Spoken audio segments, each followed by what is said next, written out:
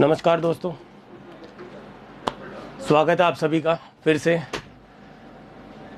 RPSC first grade organic chemistry के video आप देख रहे हैं। मेरा नाम अनिकेत जैन है और जैसा कि आपको स्क्रीन पर दिखाई दे रहा होगा कि आज इस वीडियो के अंदर हम जो है कार्बोनाइल कंपाउंड जो है उसका सेकंड वीडियो हम प्रिपेयर कर रहे हैं। इससे जस्ट पहले एक वीडियो हम बना चुके हैं जिसके अंदर हमने इंट्रोडक्शन मेथड ऑफ प्रिपरेशन को पूरा कर लिया है और इसके अलावा फिजिकल प्रॉपर्टी यानी भौतिक गुण जो है कार्बोनाइल कंपाउंड्स के वो भी हम उस वीडियो के अंदर देख चुके हैं और कुछ उसके क्वालिटेटिव एनालिसिस से संबंधित चीज़ें भी हमने उस वीडियो में देख ली है। तो आज की क्लास में सीधे मैं कोई टाइम वेस्ट नहीं कर रहा आप लोगों का, सीधे बात करता हूँ कार्बोनाइल कंपाउंड के अंदर। अब जो मेजर पोर्शन है वो है केमिकल रिएक्शंस यानी केमिकल प्रॉपर्टी। तो सबसे पहले मैं हेडिंग लिख देता हूँ।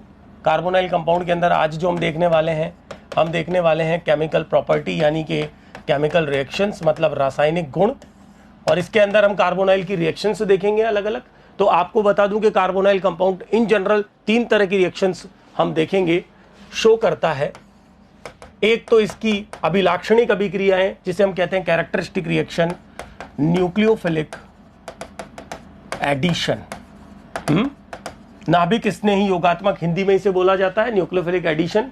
ये सभी प्रकार के कार्बोनाइल कंपाउंड जो है उनमें देखी जाती है, तभी इसको कैरेक्टरिस्टिक रिएक्शन कहा जा रहा है। कई बार ऐसा ही सवाल आ जाता है कि कौन सी प्रकार की अभिक्रिया कार्बोनाइल यौगिकों के द्वारा दी जाती है, nucleophilic addition, electrophilic addition, nucleophilic substitution, ये ऑप्शन में होता है। तो हमें पता होना चाहिए अभिलाक्षणिक कैरेक्टरिस्टिक रिएक्शन, जैसे सभी एरोमेटिक कंपाउंड्स के लिए आप पढ़ते हो इलेक्ट्रोफिलिक सब्स्टिट्यूशन, वैसे ही कार्बोनाइल्स के लिए। दूसरी इसमें हम देखेंगे ऑक्सीडेशन को यानी ऑक्सीकरण अभिक्रियाएं कार्बोनाइल की, और तीसरी हम देखेंगे रिडक्शंस यानी अपचयन को। तो इस तरह से टोटल 3 कैटेगरी के अंदर जो है ये रिएक्शंस हम देखने वाले हैं, ठीक है। और कार्बोनाइल के बारे में आप लोगों को पिछले वीडियो में ही बता चुके हैं कि एक होता है एल्डिहाइड और एक होता है कीटोन। एल्डिहाइड का मतलब आपको बता दिया था, कीटोन का मतलब आपको बता दिया था। तो 2 कैटेगरी के अंदर कार्बोनाइल क्लासिफाई हम पिछले वीडियो में कर चुके हैं और अब आज इस वीडियो में हम केमिकल रिएक्शंस पढ़ रहे हैं। आरपीएससी फर्स्ट ग्रेड के सिलेबस में कार्बोनाइल कंपाउंड अलग से लिखा हुआ है, इनकी फिजिकल और केमिकल प्रॉपर्टी अलग से मेंशन है। इसके अलावा ग्रेजुएशन स्टैंडर्ड के सिलेबस में जो नेम्ड रिएक्शंस डाली हुई है न्यूक्लियोफिलिक एडिशन मैकेनिज्म की, वो सारी नेम्ड रिएक्शंस जो है वो इस चैप्टर में आने वाली है। समझ में आ गया होगा कि कितना इंपॉर्टेंट चैप्टर है, कितना वेटेज रखता है और कितने सारे क्वेश्चन आरपीएससी फर्स्ट ग्रेड में ये देता है, ठीक है। अब सबसे पहले शुरुआत करते हैं न्यूक्लियोफिलिक एडिशन मैकेनिज्म की। तो मैं इसे स्टार्ट करता हूं नेक्स्ट पेज पर। मैंने हेडिंग लिख दी है न्यूक्लियोफिलिक एडिशन मैकेनिज्म या रिएक्शन, हिंदी में नाभिक स्नेही योगात्मक अभिक्रियाएं। अब जाहिर सी बात है कि नाभिक स्नेही योगात्मक अभिक्रिया के अंदर आपको पता है एडिशन का मतलब, मैं आपको मैकेनिज्म पढ़ा चुका हूं, उसका वीडियो अलग बन चुका है। एडिशन जो है वो मल्टीपल बॉन्ड कंटेनिंग कंपाउंड्स जो होते हैं उन पर देखी जाती है, और रिएजेंट जो है न्यूक्लियोफिलिक और इलेक्ट्रोफिलिक पार्ट जो है रिएजेंट का वो दोनों ही जुड़ते हैं, लेकिन पहले कौन अटैक कर रहा है इस बेसिस पर हम कैटेगराइज करते हैं एडिशन रिएक्शन को। जैसे कि कार्बोनाइल्स की हम अगर बात करें, ये देखो ये एल्डिहाइड भी हो सकता है, ये कीटोन भी हो सकता है, because of the more electronegativity of oxygen. ये जो कार्बोनाइल कार्बन है ये इलेक्ट्रोफिलिक सेंटर है, समझ में आ रहा है मेरी बात। इलेक्ट्रोफिलिक सेंटर होने की वजह से इस पर पहले रिएजेंट का न्यूक्लियोफिलिक पोर्शन जो है वो अप्रोच करता है। This is the slow rate determining step. First of all मैं नीचे की तरफ ले लेता हूं इसे, और जैसे ही अटैक होगा O- NU का अटैक हो गया। NU क्या है? न्यूक्लियोफाइल। और रिएजेंट में जो इलेक्ट्रोफिलिक सेंटर है पोर्शन है, जैसे कि जनरली प्रोटॉन होता है, वो ऑक्सीजन पे जाके जुड़ जाएगा। ये आपका प्रोडक्ट बन के आ गया, कुछ इस तरह से आप खींचते हो। ये न्यूक्लियोफिलिक एडिशन हो गई है। इसी तरह इलेक्ट्रोफिलिक एडिशन जो है वो एल्कीन में देखी जाती है, जिसकी चर्चा हम एल्कीन वाले चैप्टर में पहले ही कर चुके हैं। तो स्टूडेंट्स आपने देखा कि कार्बोनाइल पर न्यूक्लियोफिलिक अटैक पहले होने का कारण क्या है? कार्बोनाइल कार्बन जो है उस पर पॉजिटिव चार्ज जो है वो एग्जिस्ट कर रहा है। पोलरिटी आप चेक करो, ऑक्सीजन की विद्युत ऋणता कार्बन से ज्यादा है। तो एक तो बात ये। दूसरी बात ये कि ये न्यूक्लियोफाइल जो है इसके होमो से यानी हाईएस्ट ऑक्यूपाइड जो ऑक्यूपाइड ऑर्बिटल है, मॉलिक्यूलर ऑर्बिटल, वहां से अपने इलेक्ट्रॉन पेयर को इसके ल्यूमो कार्बोनाइल का ल्यूमो क्या होगा मॉलिक्यूलर ऑर्बिटल थ्योरी के अकॉर्डिंग? एम्प्टी वेकेंट पाई एंटी बॉन्डिंग मॉलिक्यूलर ऑर्बिटल होगा, उसमें सप्लाई करता है। एक बात और ये हो गई। अब देखो यहां से कंफर्म मान के चलो आप, सवाल आता ही आता है आरपीएससी फर्स्ट ग्रेड में। इस मैकेनिज्म से सवाल कैसे बनता है हम जीओसी में भी डिस्कस कर चुके हैं, इंपॉर्टेंट है, ये इंपॉर्टेंट मैकेनिज्म है। कैसे है इंपॉर्टेंट ये, इसको देखते देखो कि इसकी रिएक्टिविटी का क्वेश्चन एक तो पूछा जाता है। इस रिएक्शन के लिए अलग अलग कार्बोनाइल्स मेंशन किए जाते हैं मैकेनिज्म के लिए, और आपसे पूछा जाता है क्रियाशीलता का घटता क्रम या बढ़ता क्रम जो भी, या इनमें से कौन सबसे ज्यादा क्रियाशील है, रिएक्टिव है, ये पूछ लिया जाता है। तो आप खुद सोच के देखो कि यहां पर न्यूक्लियोफाइल का अटैक इस कार्बोनाइल कार्बन पे हो रहा है।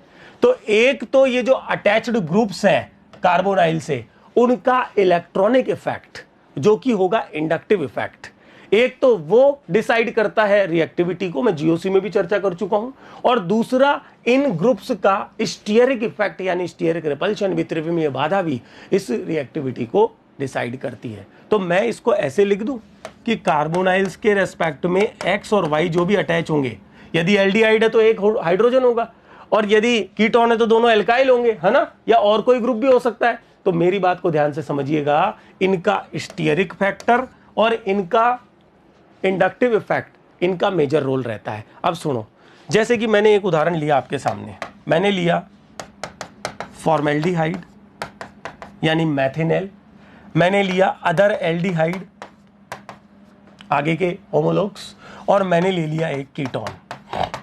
यदि हम इन तीनों कार्बोनाइल की रिएक्टिविटी को कंपेयर करें टुवर्ड्स न्यूक्लियोफिलिक एडिशन इस अभिक्रिया के लिए, तो स्टूडेंट्स ये ध्यान रखिएगा रिएक्टिविटी ऑर्डर आता है ये।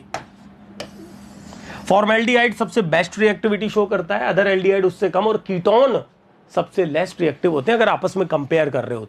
इससे एक बात और समझ में आ रही है कि aldehydes are more reactive than ketone. पहली बात तो मतलब यदि ऑप्शन में एल्डिहाइड और कीटोन में कंपेयर हो रहा है तो भैया कीटोन को तो बाद में रखना, और एल्डिहाइड को सॉरी एल्डिहाइड को जो है वो आप आगे की तरफ रखोगे। ये बात समझ में आ रही। इसका रीजन क्या है भैया? सीधी सी बात है, जैसे जैसे एल्काइल ग्रुप आप इंक्रीज कर रहे हो वैसे वैसे प्लस आई इफेक्ट बढ़ रहा है, और जैसे जैसे प्लस आई बढ़ेगा, देखो इसमें एक का प्लस आई है, इसमें दो का है, साथ ही साथ स्टीयरिक फैक्टर भी बढ़ रहा है। स्टीयरिक फैक्टर आने वाले न्यूक्लियोफाइल को रिपेल करेगा, और प्लस आई इफेक्ट इस कार्बोनाइल कार्बन पर जो पॉजिटिव चार्ज है ना उसके मैग्नीट्यूड को कम कर रहा है। आप समझते हो ना, पॉजिटिव चार्ज के मैग्नीट्यूड को कम करने का मतलब है स्टेबल कर देना पॉजिटिव को, इलेक्ट्रोफिलिक सेंटर की इलेक्ट्रोफिलिसिटी को घटा देना, एक तरह से आप ऐसे बोलो तो लेस इलेक्ट्रोफिलिक हो गया ये सेंटर। सीधी भाषा में केमिकल लैंग्वेज में क्या हो गया? ये सेंटर लेस इलेक्ट्रोफिलिक हो गया, ये उससे ज्यादा इलेक्ट्रोफिलिक, और ये सबसे ज्यादा इलेक्ट्रोफिलिक। जिसकी इलेक्ट्रोफिलिसिटी सबसे ज्यादा वो न्यूक्लियोफाइल के लिए बेस्ट रिएक्टिविटी शो करेगा। आ रही है कहानी समझ में? केमिकल लैंग्वेज में आपको ये समझ में आ रही होगी। ये तो एक बेसिक ऑर्डर हुआ। देखो ये मान के चलो, इस चीज को आप ढंग से समझ लेना, क्योंकि इससे सवाल आरपीएससी पिछले 3 पेपर जो हुए हैं हर बार इसका सवाल आया है, एक तो इस मैकेनिज्म का ही।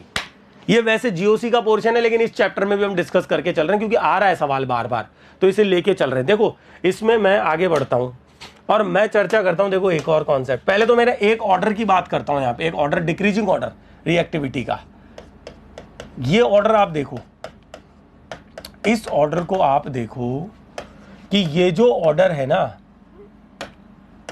ये मैंने ले लिया क्लोरल। ये जो 2 कंपाउंड्स हैं ये तो बेस्ट रिएक्टिविटी शो करते हैं न्यूक्लियोफिलिक एडिशन के लिए। आपको दिखाई दे रहा होगा इसमें CF3 का कितना पावरफुल माइनस आई इफेक्ट जो है पॉजिटिव चार्ज के मैग्नीट्यूड को बढ़ा रहा है।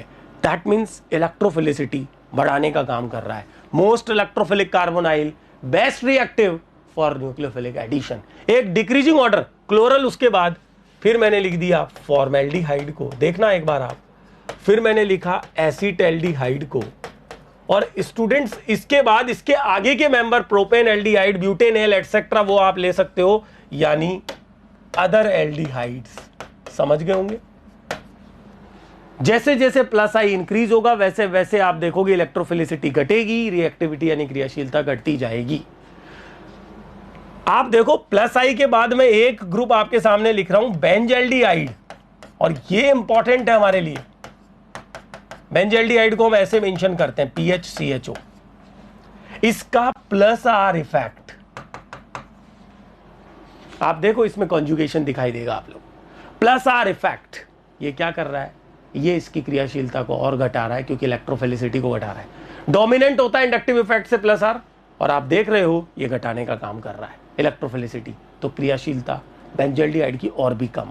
फिर कीटोनों का नंबर इसके बाद आता है। एसीटोन बेंजल्डिहाइड से कम रिएक्टिव होता है, और एसीटोफिनोन उससे भी कम, और बेंजोफिनोन सबसे कम।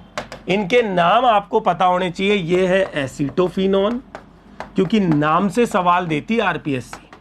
इसमें एक है एसीटोन, एक है फिनोन, है ना। ये है बेंजोफिनोन, और इसके नाम से तो आप परिचित हैं, ये एसीटोन, ये बेंजल्डिहाइड है। ये है बेंजल्डिहाइड। ये बेंजोफिनोन जो है ये सबसे लेस रिएक्टिव होता है। इस पर कोई भी न्यूक्लियोफाइल आप जनरली देखोगे ये एडिशन देता ही नहीं है, ये इनर्ट फॉर्म में रहता है मैक्सिमम केसेस में।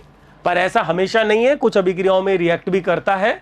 और आप इसको फोटोकेमिस्ट्री में ज्यादातर आप इसको पढ़ते हो। फोटोकेमिस्ट्री के अंदर बेंजोफिनोन जो है वो एक फोटोसेंसिटाइजर की तरह काम आता है, वहां आप इसे जरूर देखते हो।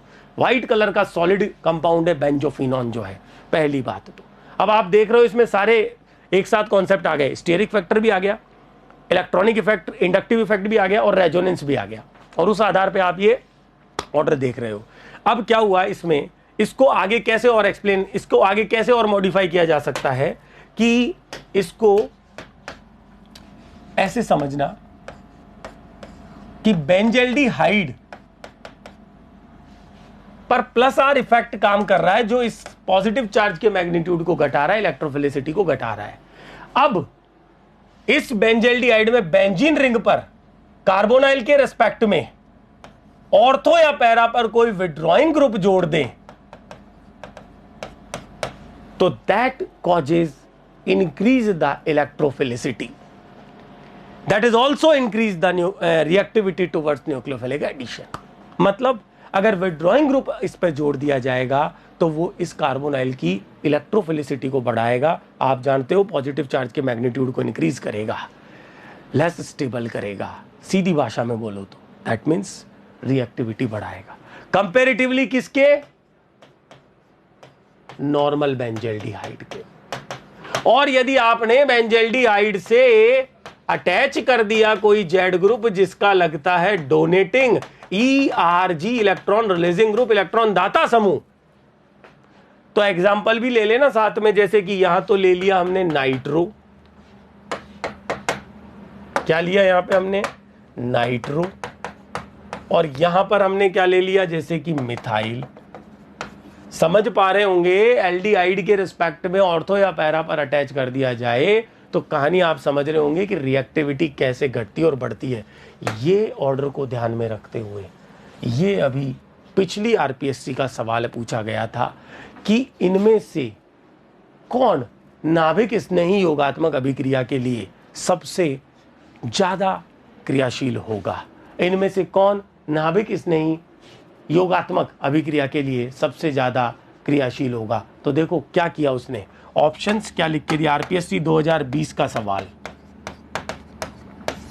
ऑप्शन ए था बेंजल्डिहाइड, नाम लिख के दिए, देखो नाम लिख के दिए, मैं तो स्ट्रक्चर बना रहा हूं, पैरा टोल्यूल एल्डिहाइड। अब पैरा टोल्यूल एल्डिहाइड जो है आप खुद सोच के देखो कि टोलुइन की पैरा पोजीशन पर,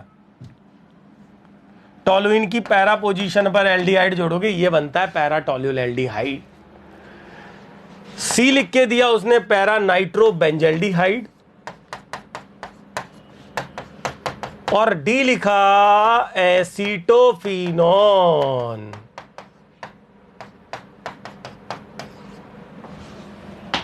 तो जाहिर सी बात है बेस्ट रिएक्टिव आपसे पूछा है, ये चार ऑप्शन दे दिए।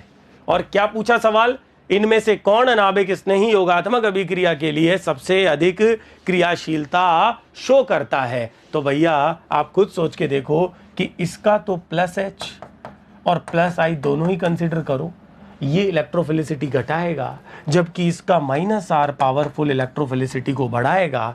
और कीटोनों में एसीटोफिनोन तो आप जानते हो, मैंने पीछे ही आपको ऑर्डर बताया था कि ये तो एल्डिहाइडो के बाद नंबर आता है, देख लो। स्टीयरिक फैक्टर भी काम करता है, कीटोन तो लेस इलेक्ट्रोफिलिक होते हैं। तो सीधा सीधा आंसर था सी। मोस्ट रिएक्टिव सी है और लीस्ट सबसे कम रिएक्टिव एसीटोफिनोन होगा।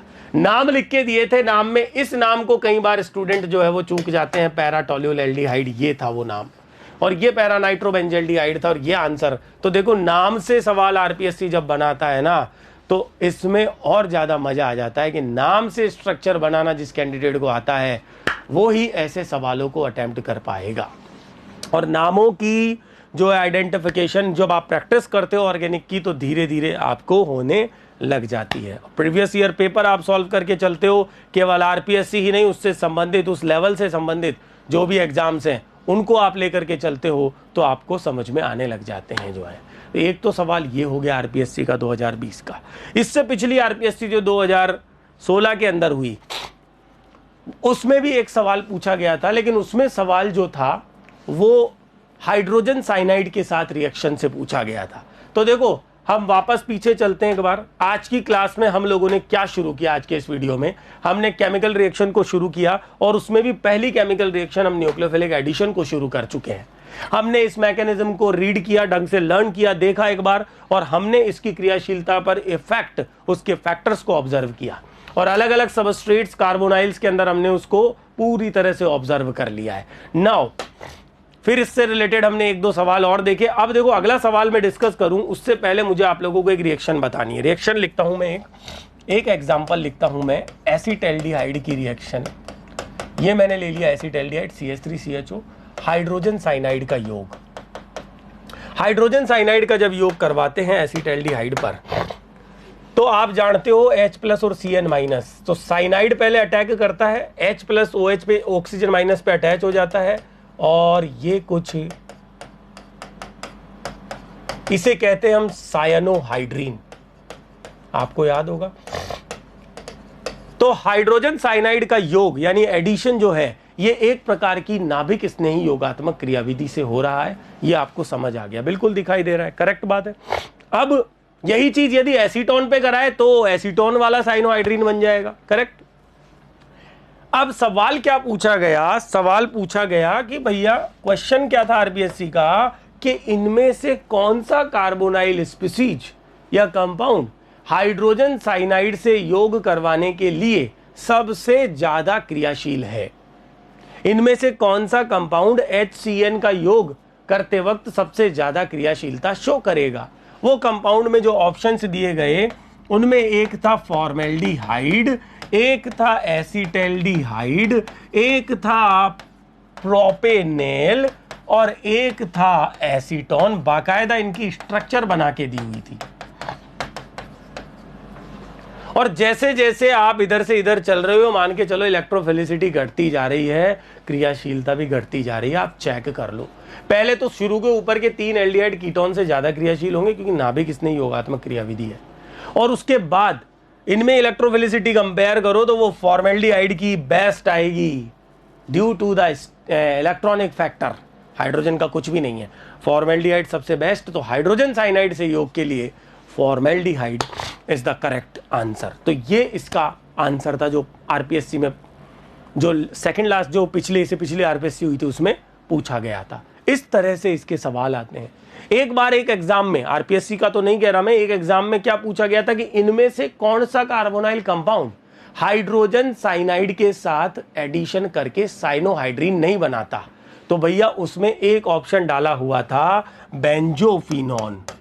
तो स्टूडेंट्स ये ध्यान रखना, बेंजोफिनोन जो है वो हाइड्रोजन साइनाइड के साथ कोई रिएक्शन नहीं देता। मतलब इस पर हाइड्रोजन साइनाइड की योगात्मक अभिक्रिया नहीं हो पाती है, because of the steric factor as well as the +R effect of 2 rings. इसकी इलेक्ट्रोफिलिसिटी को बहुत कम कर देती है। तो मैंने कहा ना कि ये नहीं देता है जनरली नाभिक स्नेही योगात्मक अभिक्रिया है। इसको हमने सबसे लास्ट में डाला था बेंजोफिनोन। ये दिख जाए तो पहले टिक कर देना, लेस रिएक्टिव में, और मोस्ट में वो आप देखते जा रहे हो। तो कुछ क्वेश्चंस आपको समझ में आ रहे होंगे। अब देखो इसी तरह से एरोमेटिक एल्डिहाइड्स ArCHO जैसे बेंजल्डिहाइड, इस पर यदि हाइड्रोजन साइनाइड की योग की बात की जाए स्टूडेंट्स, यानी कि कहने का मतलब साइनाइड का योग, तो मैं आपको बताऊं कि HCN से ये, सुनो मेरी बात ध्यान से समझना एक बात, तो मैं कह रहा हूं कि बेंजोफिनॉन जो है वो हाइड्रोजन साइनाइड के साथ एडिशन नहीं करता है। यहां कह रहा हूं एरोमेटिक एल्डिहाइड जो है वो HCN के साथ सायानोहाइड्रीन नहीं बनाते।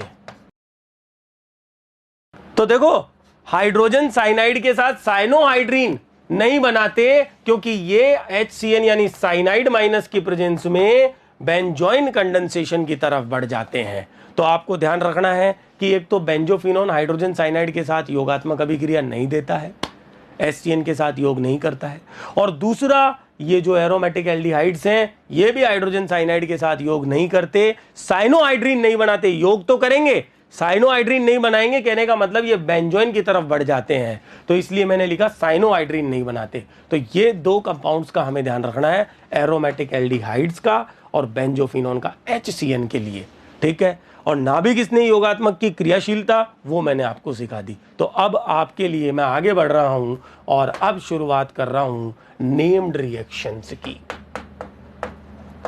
नेम्ड रिएक्शंस की शुरुआत कर रहा हूं, नाम अभिक्रियाओं की शुरुआत कर रहे हैं।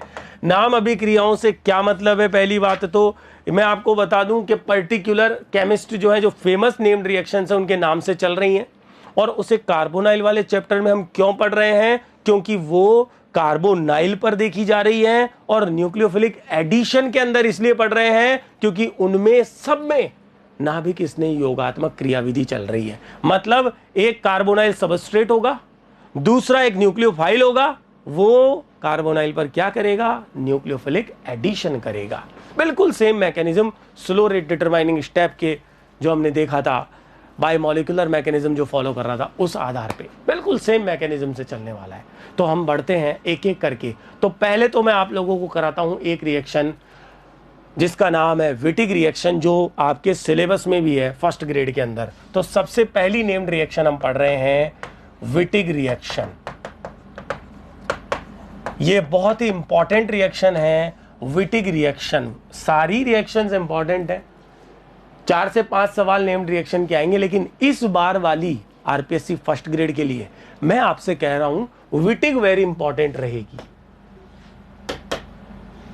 क्योंकि पिछली 2 बार आरपीएससी जो हुई उसमें विटिग का सवाल नहीं पूछा है। अभी बताते चलेंगे, और प्रॉब्लम शीट में आप सवाल भी देख लोगे, और इसके अलावा प्रीवियस ईयर क्वेश्चन पेपर लगभग आरपीएससी की वेबसाइट पर अवेलेबल है। सभी कैंडिडेट उनको फोटोकॉपी निकलवा भी लेते हैं, तो सबके पास आरपीएससी के पेपर भी हाथ में रहते हैं। बिल्कुल अवेलेबल है आरपीएससी फर्स्ट ग्रेड, मतलब आरपीएससी की वेबसाइट के ऊपर, ये ऑनलाइन भी, और आपको शीट में भी मिल जाएंगे। तो भैया विटिग जो है इस बार के लिए इंपॉर्टेंट, सबसे पहली बात तो ये कि ये एल्कीन सिंथेसिस का पार्ट है। दैट मीन्स इसका प्रोडक्ट क्या होता है? एल्कीन होता है। और आपको याद होगा एल्कीन वाले चैप्टर में मैंने 2 मेथड आपको वहां कराए थे, और तीसरा विटिग के लिए मैंने कहा था इसे कार्बोनाइल वाले चैप्टर में डिटेल में पढ़ेंगे, क्योंकि एग्जैक्टली इसका सबस्ट्रेट यानी जिस पर ये रिएक्शन होगी वो कार्बोनाइल है। इस रिएक्शन के अंदर कार्बोनाइल्स से एल्कीन बनाई जाती है विटिग रिएजेंट यानी फॉस्फोरस यीलाइड को काम में लेते हुए। They are called Wittig reagent. सबसे पहला introduction, they are called Wittig reagent. सबसे पहली बात तो इंट्रोडक्शन की, समझ आ रहा है सभी स्टूडेंट्स को? अब देखो विटिग रिएक्शन मैं आपको बता दूं, एक डिजायर्ड कंडीशन पोजीशन पे जहां आपको जनरेट करनी है एल्कीन, जिस कार्बोनाइल पर, वहां जाकर एल्कीन बना के देती है।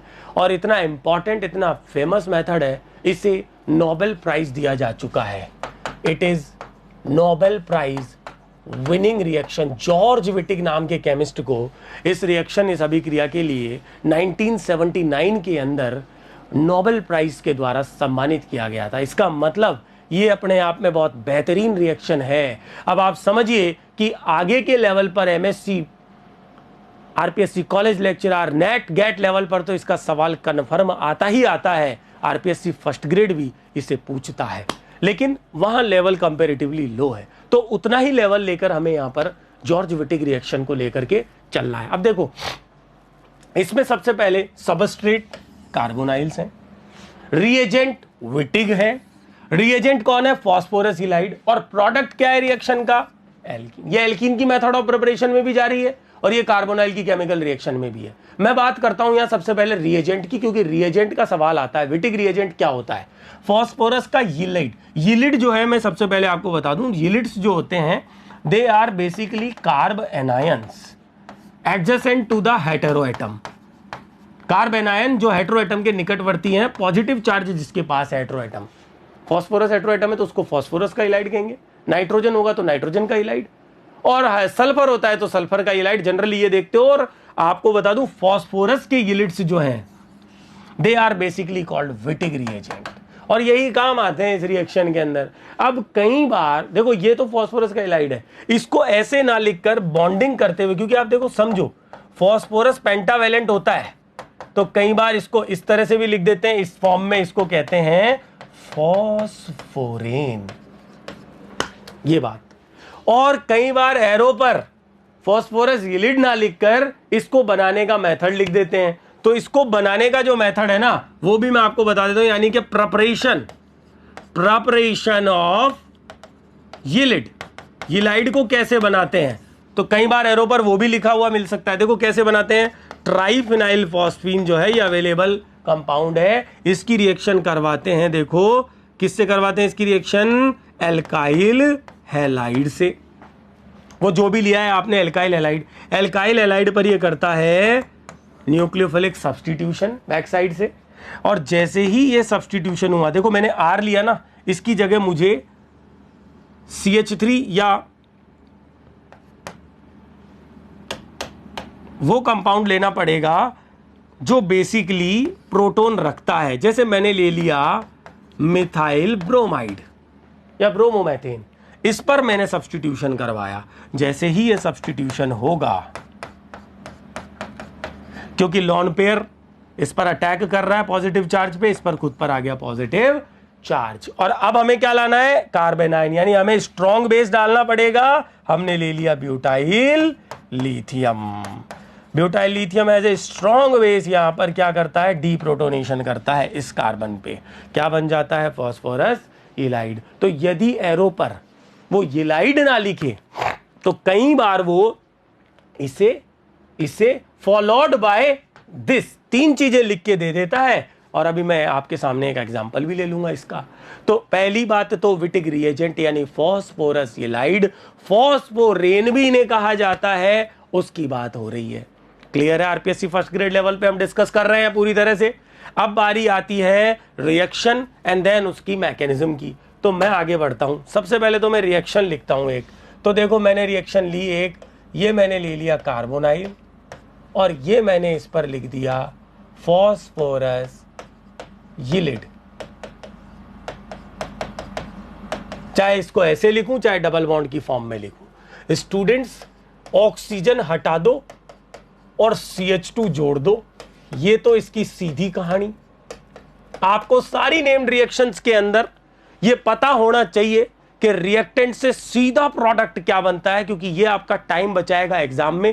केस स्ट्राइक करते ही आप तुरंत प्रोडक्ट को स्ट्राइक कर लेंगे, ये ध्यान रखना पहली बात।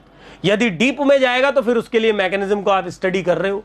कार्बोनाइल हमने लिया, ये एल्डिहाइड भी हो सकते हैं, ये कीटोन भी हो सकते हैं, दोनों पर यह अभिक्रिया देखी जाती है। यदि दोनों ले लें तो मोर रिएक्टिव एल्डिहाइड, यह भी केस आने वाला है थोड़ी देर में। तो भैया पहली बात तो ये हमने विटिग रिएक्शन एक खींची आपके सामने, और देखो इस रिएक्शन का ड्राइविंग फोर्स आपको दिखाई देगा, ये स्टेबल, और इसे हम कहते हैं स्ट्रॉन्गेस्ट, या स्ट्रॉन्ग बोल दो अभी तो आप, स्ट्रॉन्ग बॉन्ड।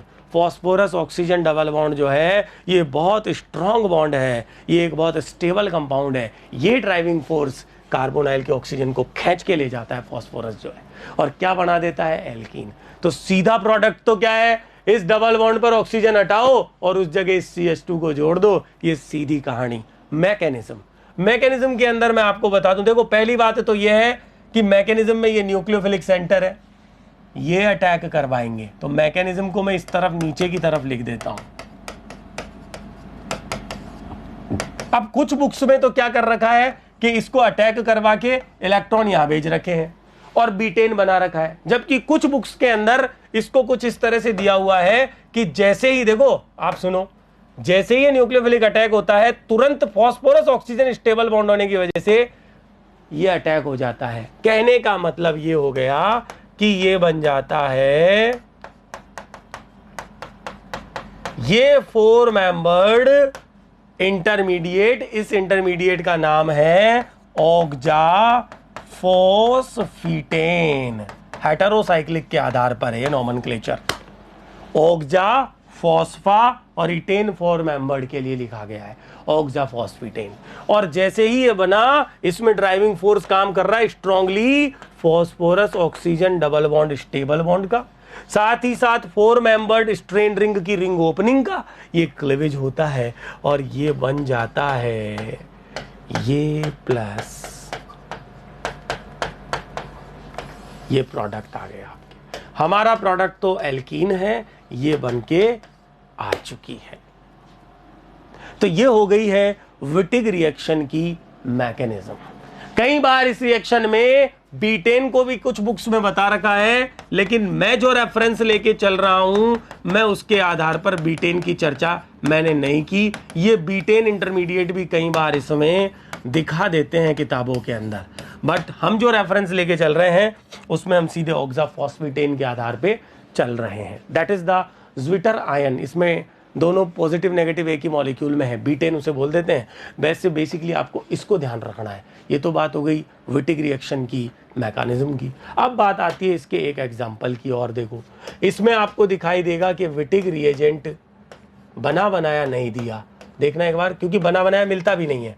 क्या लिया? ट्राइफिनाइल फॉस्फीन, और क्या लिया? Methyl bromide. ये पहला step, followed by butyl lithium. तो सुनो, ये तीनों चीजें फॉस्फोरस इलाइड यानी विटिग रिएजेंट बना रही है। और ये रहा कार्बोनाइल, ऑक्सीजन को उड़ा दो और जो विटिग बन के आ रहा है उसके इस पोर्शन को जोड़ दो और साथ में ये निकाल दो। ये आ गया इसका प्रोडक्ट बनके। ये है एक्जोमिथाइलिन कंपाउंड। इस तरह की एल्कीन विटिग से बेस्ट बनके आती है, कोई दिक्कत नहीं होती है। नेक्स्ट एग्जांपल देखो, यदि एक ही सबस्ट्रेट में कीटोन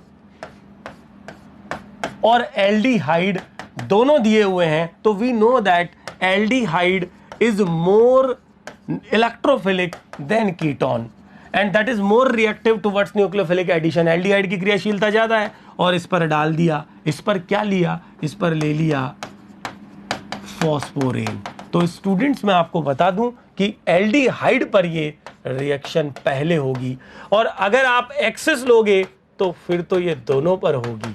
तो ये आपको ध्यान रखना है, सेलेक्टिविटी का भी यहां पर ध्यान रखना है कि हम यहां पर माइल्ड कंडीशन में जब रिएक्शन करवा रहे हैं तो ये प्रोडक्ट बन के आता है। आ रही है कहानी समझ में सभी के? ठीक है, तो ये तो बात हो गई विटिग रिएक्शन की। अब सुनो, इसमें और अगर थोड़ा सा लेवल ले तो एक चीज और ध्यान रख सकते हैं, वो क्या है? वो है स्टीरियोकेमिस्ट्री की।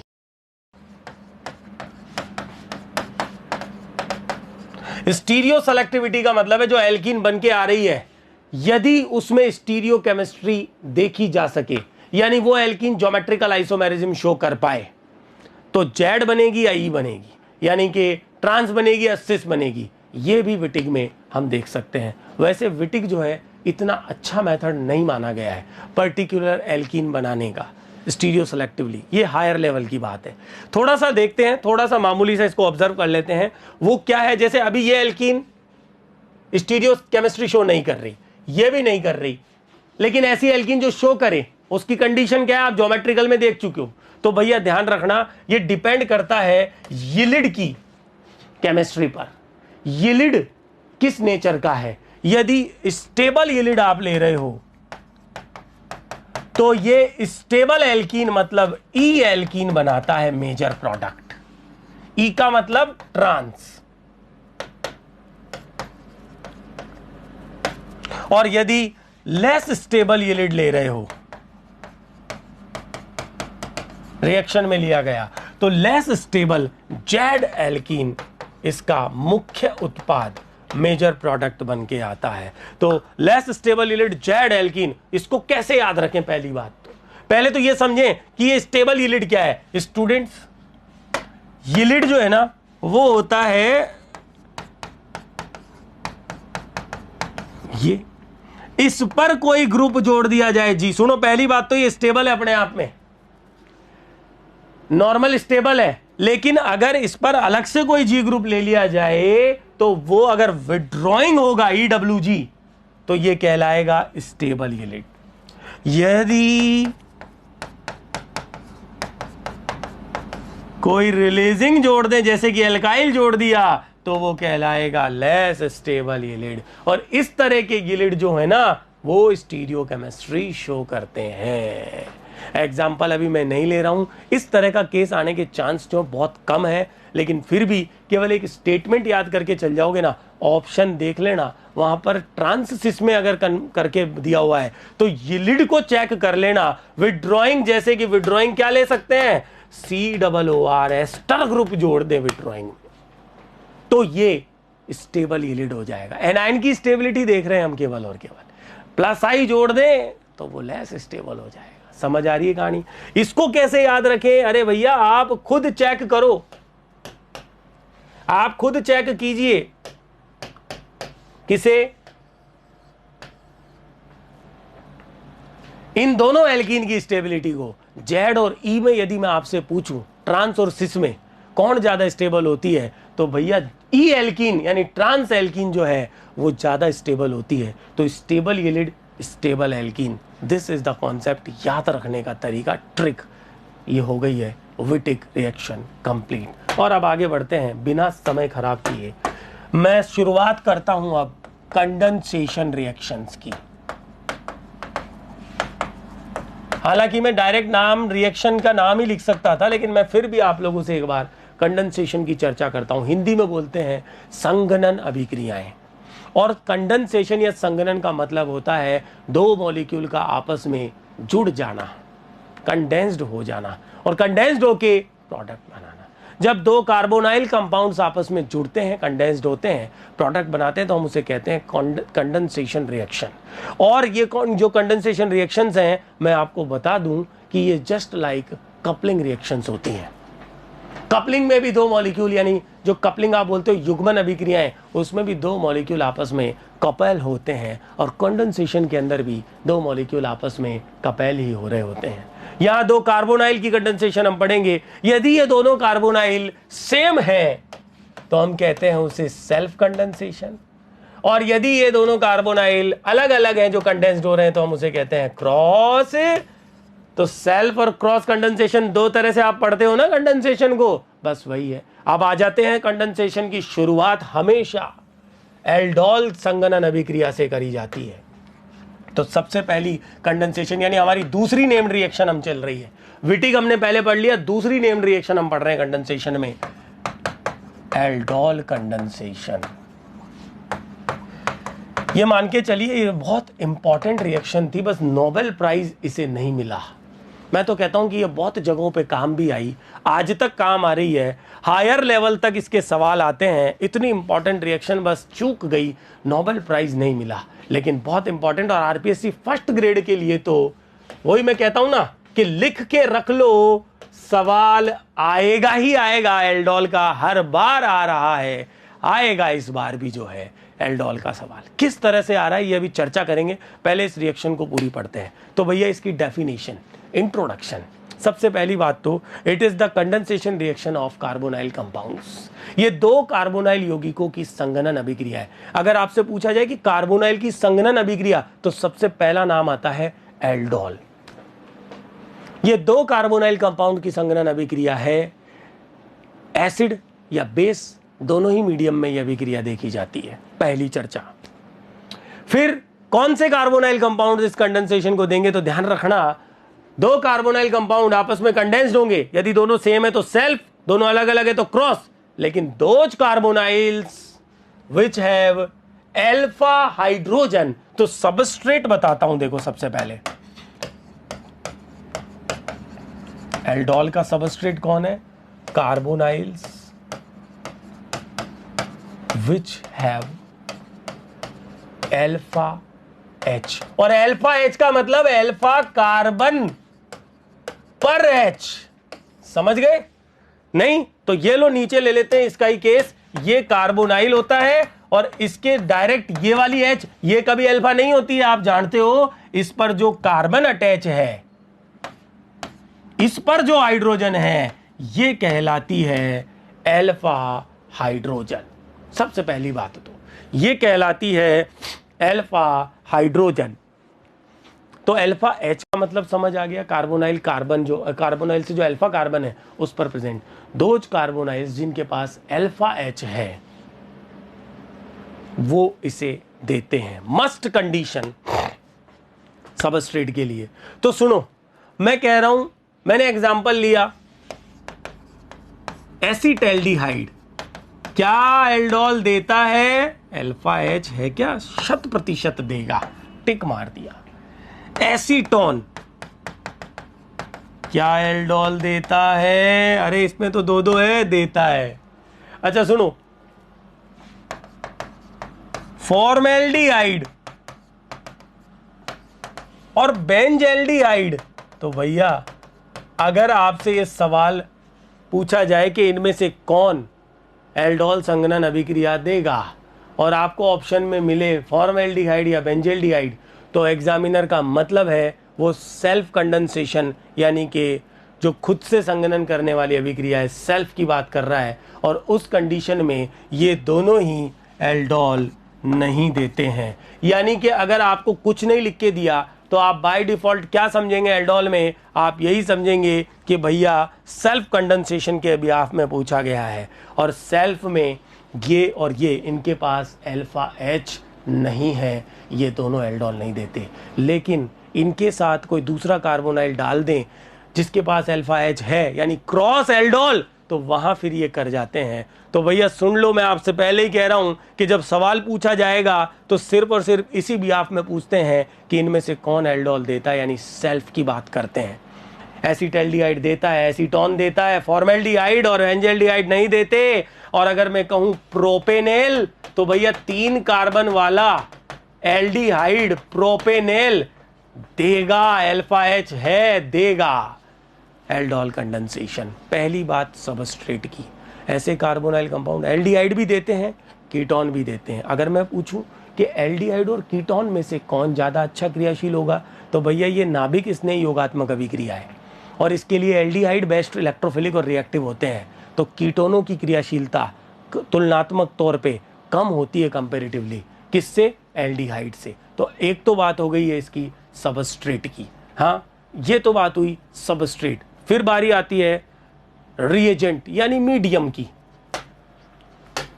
तो मैं आपको बता दूं कि इसका जो रिएजेंट है यानी इसका जो मीडियम है रिएक्शन का, वो बेसिक या एसिडिक दोनों ही कंडीशन में, यानी बेस कैटालाइज्ड भी है और एसिड कैटालाइज्ड भी यह अभिक्रिया देखी जाती है। बेसिस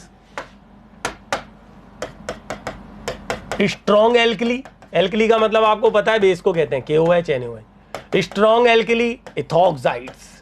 इसके अलावा कुछ केसेस में आप देखोगे बेरियम हाइड्रोक्साइड भी और कैल्शियम हाइड्रोक्साइड भी, ये बेसिस जनरली। और एसिडिक मीडियम H2SO4 या फिर HCl, जनरली इनके साथ आप इस रिएक्शन को ऑब्जर्व करेंगे। अब सबसे पहले देखो, अब इसका प्रोडक्ट तो मैं अलग से नहीं बता रहा, मैं रिएक्शन खींच देता हूं, है ना। मैं एसीटैल्डिहाइड पे भी बताऊंगा आपको, एसीटोन पर भी मैं रिएक्शन बताऊंगा।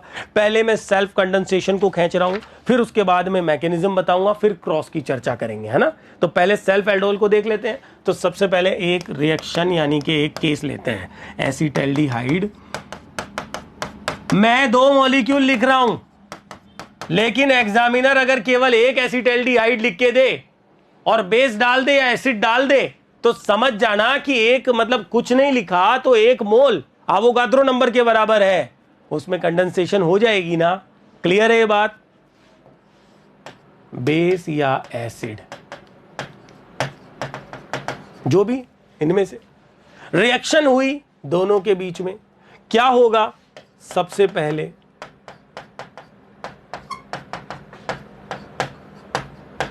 इससे एक बात आपको पता चल रही है कि इस कार्बोनाइल का रिडक्शन हुआ है, यहां से अटैक हुआ है इस कार्बन से, इस पर इसका OH बन गया और ये मेंटेन रहा, दोनों कंडेंस्ड हो गए, जुड़ गए। और एग्जैक्टली यदि आप देखें तो कार्बोनाइल की अल्फा बीटा पे हाइड्रोक्सी से कहते हैं बीटा हाइड्रोक्सी कार्बोनाइल, इसी को एल्डोल नाम देते हैं। इस अभिक्रिया का नाम एल्डोल इसीलिए है, एल्डोल इसी को बोला गया बीटा हाइड्रोक्सी कार्बोनाइल।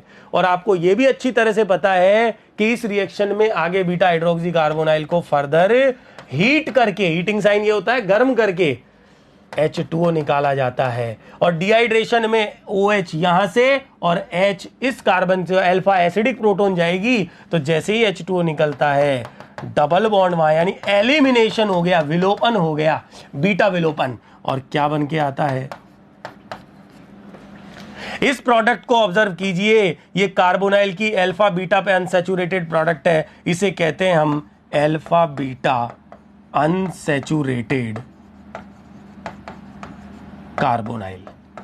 तो अब आपको समझ आ रहा होगा कि एल्डोल संघनन अभिक्रिया के अंदर पहले इनिशियली प्रारंभिक तौर पे बनते हैं बीटा हाइड्रोक्सी कार्बोनाइल, और फर्दर उन्हें गर्म करने पर फाइनल प्रोडक्ट एल्डोल का फाइनल प्रोडक्ट है अल्फा बीटा अनसैचुरेटेड कार्बोनाइल। इस particular alpha beta unsaturated carbonyl को नाम देते हैं क्रोटोन एल्डिहाइड। ये नॉमेनक्लेचर के वक्त भी सिखा चुका हूं, इसका वीडियो अलग बन चुका है, नॉमेनक्लेचर का जो है पूरा अलग वीडियो में बना चुका हूं, उसमें बता चुका हूं। देखो जरा एक बार वापस से इसको, ये एल्डोल संघनन खींची है मैंने एसीटल्डिहाइड की। तो सबसे पहली शर्त थी अल्फा H है, दोनों के पास है, सेल्फ कंडेंसेशन हो रहा है, पहले बना एल्डोल बीटा हाइड्रोक्सी कार्बोनाइल, फिर बने अल्फा बीटा अनसैचुरेटेड। यही है फाइनल प्रोडक्ट वैसे तो, पर कल को बीटा हाइड्रोजन ही नहीं है मान लीजिए, ऐसा कोई सबस्ट्रेट, तो फिर वो वहीं रुक जाता है। तो ये सुनो मेरी बात, रिएक्शन में आगे फर्दर रिएक्ट करा के गर्म करके फाइनल प्रोडक्ट यहीं तक पहुंचते हैं एल्डोल के अंदर, सुन लो। लेकिन अगर हम चाहें कि नहीं हमें यही प्राप्त करना है, तो रिएक्शन को बीच में रोक के हम इसे भी ला सकते हैं, ये भी गलत नहीं है। समझ आ रहा है सबको? एग्जामिनर यहां तक लेके जाएगा आप लोगों को। और अब इस प्रोडक्ट को ऑब्जर्व करो, ये इनॉन है, इन और ऑन, enone alpha beta unsaturated carbonyl, इन पर माइकल योग, Michael condensation, sorry Michael reaction को हम आगे देखेंगे जो हमारे सिलेबस में है नेम्ड रिएक्शन में, लेकिन वो पीजी लेवल पर है, उसे लास्ट में देखेंगे, माइकल और फेवरास्की को। दो रिएक्शंस आपके और है पीजी लेवल पे, अभी यहां पर ग्रेजुएशन वाली देख रहे हैं। समझ आ रही है ये बात? अब देखो ये तो एक रिएक्शन कैची, पहले बात आती है मैकेनिज्म की, क्योंकि एल्डोल की मैकेनिज्म से सवाल आ जाता है, इसलिए मैकेनिज्म जरूरी है सीखना। सबसे पहली मैकेनिज्म हम देख रहे हैं इन बेसिक मीडियम, क्षारीय माध्यम के अंदर, जहां स्ट्रॉन्ग बेस आप ले रहे हैं, तो क्षारीय माध्यम में जो भी आपने कंपाउंड लिया है उसकी अल्फा H इसीलिए मस्ट थी क्योंकि वो ही एलिमिनेट होगी, वो एसिडिक है। बेसिक मीडियम में बेस होता है OH माइनस, बेसिक मीडियम में ये प्रोटॉन गई, ये अल्फा है, इसकी प्रेजेंस मस्ट थी। बेंजल्डिहाइड में नहीं है, फॉर्मेल्डिहाइड में नहीं है, इसलिए ये आगे प्रोसीड ही नहीं होती है वहां पे, और बनता है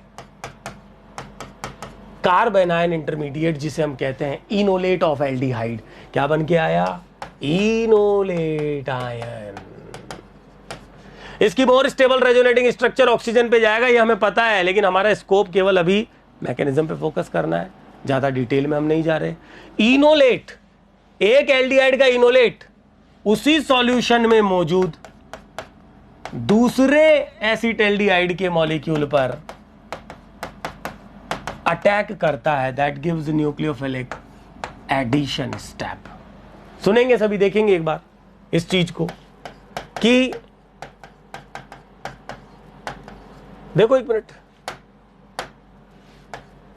ये मैंने जोड़ दिया इन दोनों को, बहुत आसान सी मैकेनिज्म है, कोई ज्यादा टिपिकल नहीं है। ये है इनोलेट, इनोलेट आयन इसका अटैकिंग न्यूक्लियोफाइल हो गया है बेसिक मीडियम में, और इस ऑक्सीजन माइनस पर H2O प्रोटॉन सप्लाई कर देता है। तो मैंने एक स्टेप ज्यादा नहीं बढ़ाना पड़ेगा, इसलिए मैंने क्या किया, H2O को यहां रख दिया है। तो देखो ये अटैक हुआ, ऑक्सीजन माइनस पे H2O ने प्रोटॉन दे दिया, बीटा हाइड्रोक्सी कार्बोनाइल बन गए।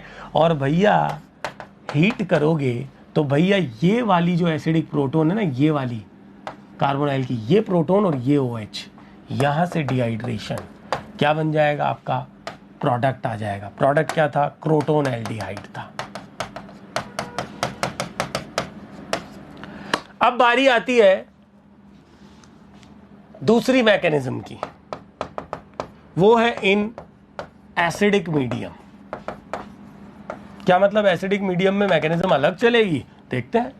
एसिडिक मीडियम में अब प्रोटॉन तो नहीं जा सकती भैया, एसिडिक मीडियम के अंदर कार्बोनाइल्स जो है वो इस तरह से एग्जिस्ट करता है। पहली बात तो एसिटल्डिहाइड को मैंने इस तरह से लिख दिया ओपन करके, सुनो ढंग से देखो इस चीज को। ये एसिटल्डिहाइड था ना एक मॉलिक्यूल, एसिडिक मीडियम में प्रोटॉन रहेगी ना अवेलेबल, प्रोटॉन ऑक्सीजन के लोन पेयर पे जुड़ गई जाके, ये इस फॉर्म में एग्जिस्ट करता है और अपनी आसानी से इनॉल फॉर्म में कन्वर्ट हो जाता है। ये है इसकी इनॉल फॉर्म।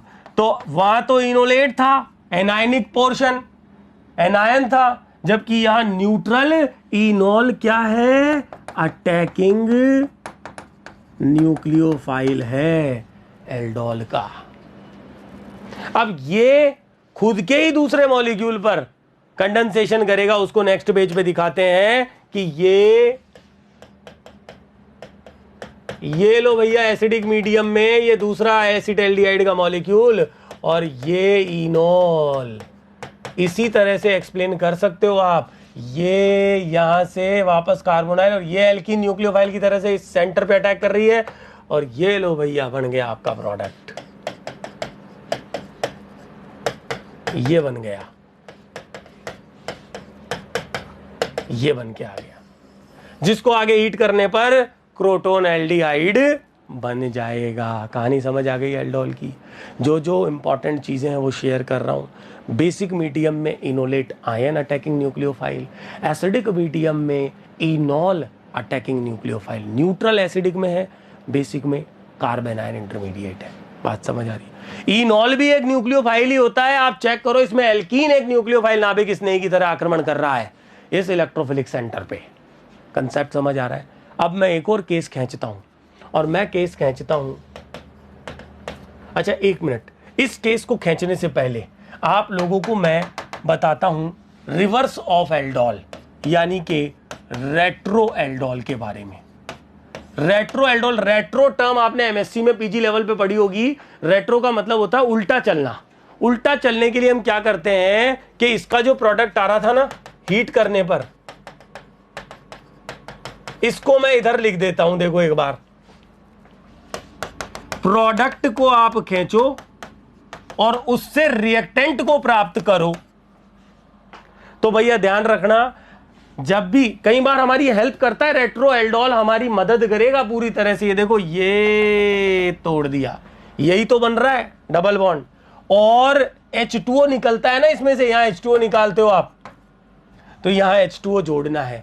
तो स्टूडेंट सुनो, जब भी ये प्रोडक्ट है एल्डोल का, एल्डोल के प्रोडक्ट से हमें रिएक्टेंट अगर हमें देखने हैं कि किन से ये बन के आया होगा, तो carbon carbon double bond alpha beta वाला जो है ना, इसको तोड़ दो, और कार्बोनाइल वाले साइड जो कार्बन है उस पर तो H2 जोड़ दो, और इधर ऑक्सीजन यानी कार्बोनाइल बना दो। तो जब आप ऐसा करोगे तो इधर भी एसिटल्डिहाइड बनेगा, प्लस इधर भी एसिटल्डी, यानी कि क्रोटोन एल्डिहाइड दो एसिटल्डिहाइड मॉलिक्यूल की सेल्फ कंडेंसेशन से बनके आया है। ये आपको समझ आ गया। इस फंडे को ध्यान रख लोगे ना, तो मैं गारंटी दे रहा हूं एल्डोल का सवाल गलत नहीं होगा कभी भी। और ये पीजी वाले स्टूडेंट्स जो हैं वो तो जानते ही जानते हैं इसको, पर कई बार क्या होता है दिमाग से निकल जाता है, क्योंकि रेट्रो बहुत आगे का लेवल हो गया। आरपीएससी फर्स्ट ग्रेड के आरपीएससी कॉलेज लेक्चरर लेवल पे भी इतना काम का नहीं है। ये एमएससी, ये नेट गेट लेवल पे काम करता है। रिवर्स चलना। अब देखो, बिल्कुल ये ध्यान रखो, एक अच्छा ऑर्गेनिक केमिस्ट जो है वो रिवर्स चलना जानता है और रिवर्स चलते हुए रिएक्टेंट से प्रोडक्ट खींचता है। देखो आप, रिएक्शन को स्ट्राइक करता है। मेरी बात समझो, मैंने ये खींचा, अब मैं एक एग्जांपल लेता हूं, मैंने लिया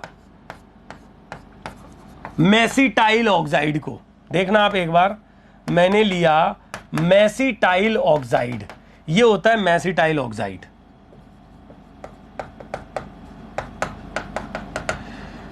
क्या ये अल्फा बीटा अनसैचुरेटेड कार्बोनाइल है? बिल्कुल। तो एक बात और सुन लो कि alpha beta unsaturated carbonyl, alpha beta unsaturated aldehyde हो चाहे कीटोन हो, alpha beta unsaturated carbonyl can be best prepared by using aldol condensation. इनको बहुत आसानी से और बहुत बढ़िया तरीके से एल्डोल से बनाया जाता है। तो ये जहां दिख जाए, अगर इनको बनाना है तो भैया अल्फा बीटा बॉन्ड तोड़ दो, और जैसे ही अल्फा बीटा बॉन्ड आपने ब्रेक डाउन किया, आप कंसेप्ट क्या सीख चुके हो? कार्बोनाइल वाली साइड पर आप जोड़ दो H2,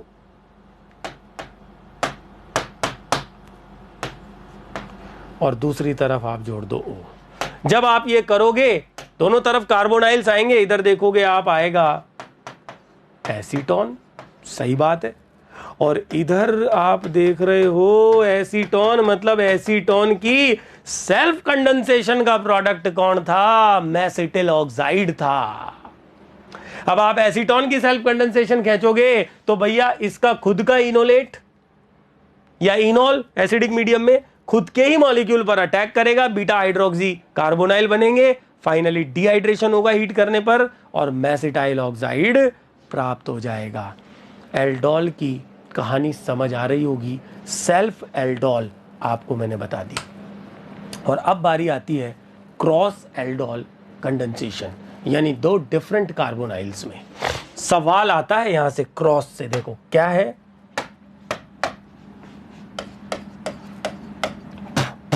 sorry, cross aldol condensation. तो भैया क्रॉस एल्डोल का मतलब है in between two different carbonyl, दो अलग अलग कार्बोनाइल्स में। तो दो अलग अलग कार्बोनाइल्स में चार संभावनाएं हैं, दो डिफरेंट एल्डिहाइड हो सकते हैं और दोनों के पास अल्फा H हो,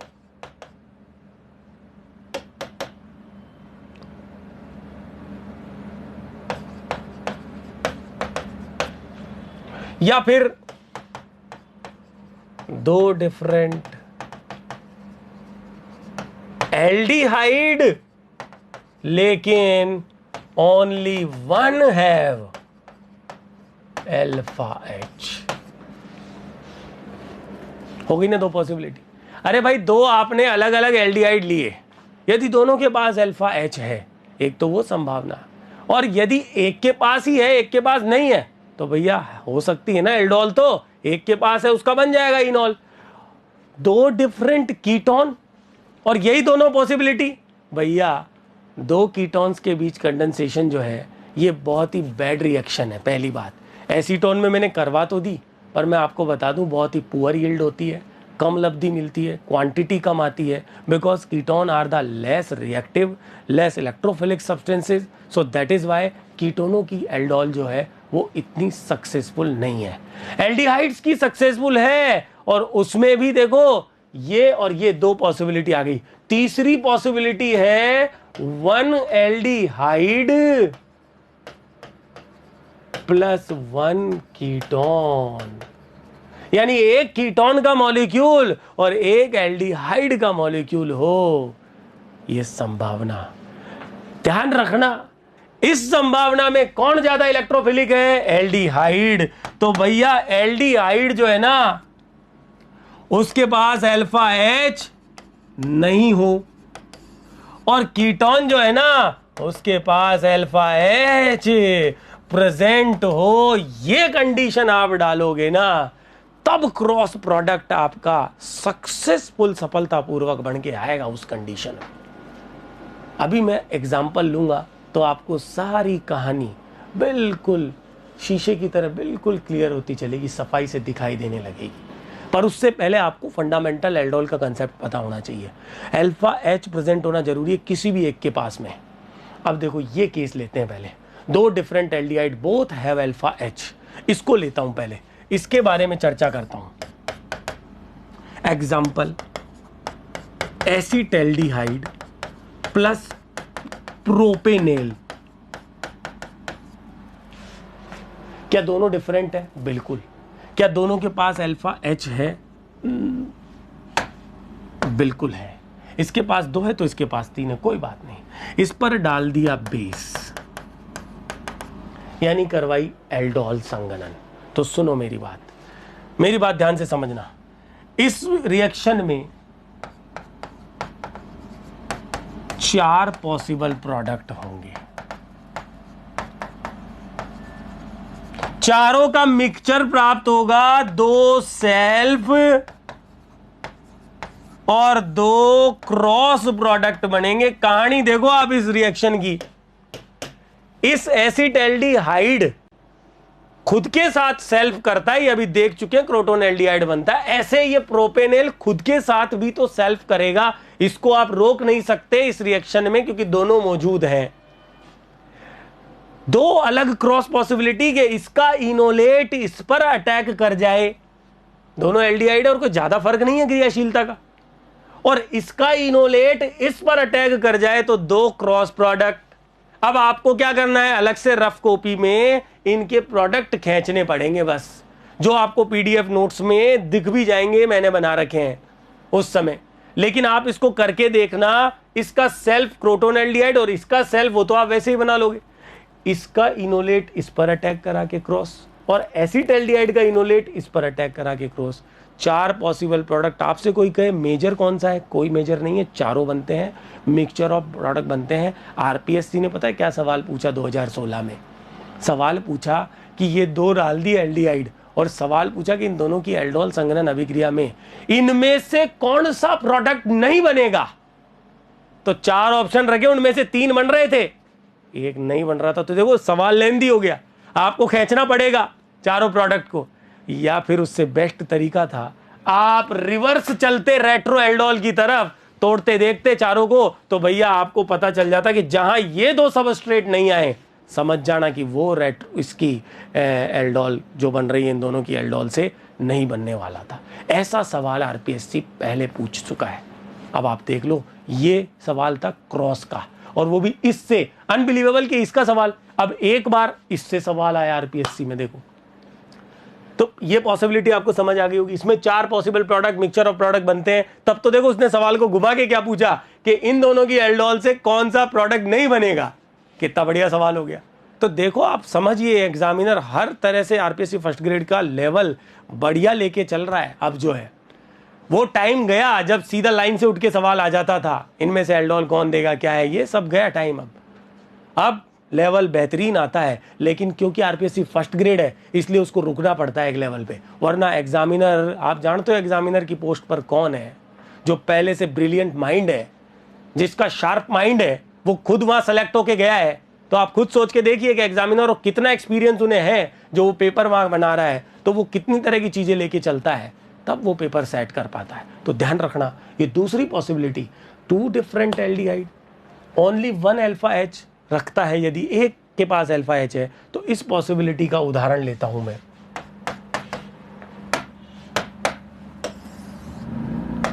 इसका एग्जाम्पल एक काम करता हूं मैं, इसका एग्जाम्पल जो है वो पीछे की तरफ ले लेता हूं, नेक्स्ट पेज पर।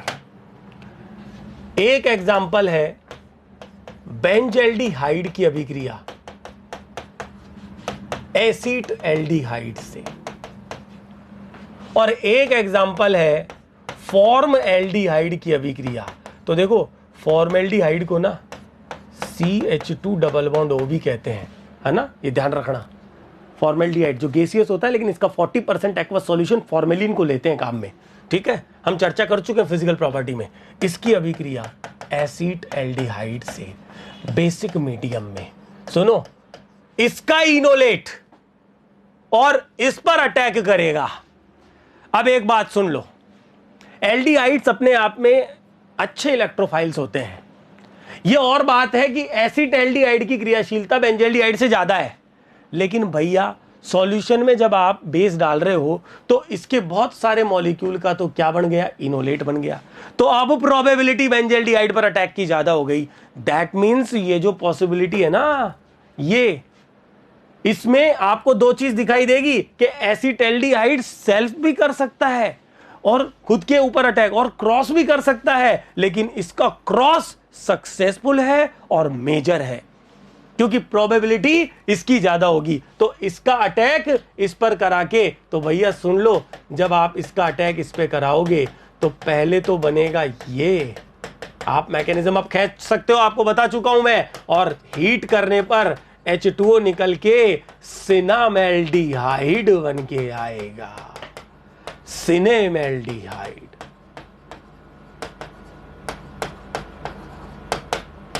सिनेमेल्डी अल्फा बीटा अनसैचुरेटेड एसिड होता है, सॉरी एल्डिहाइड होता है, सिनेमेल्डिहाइड।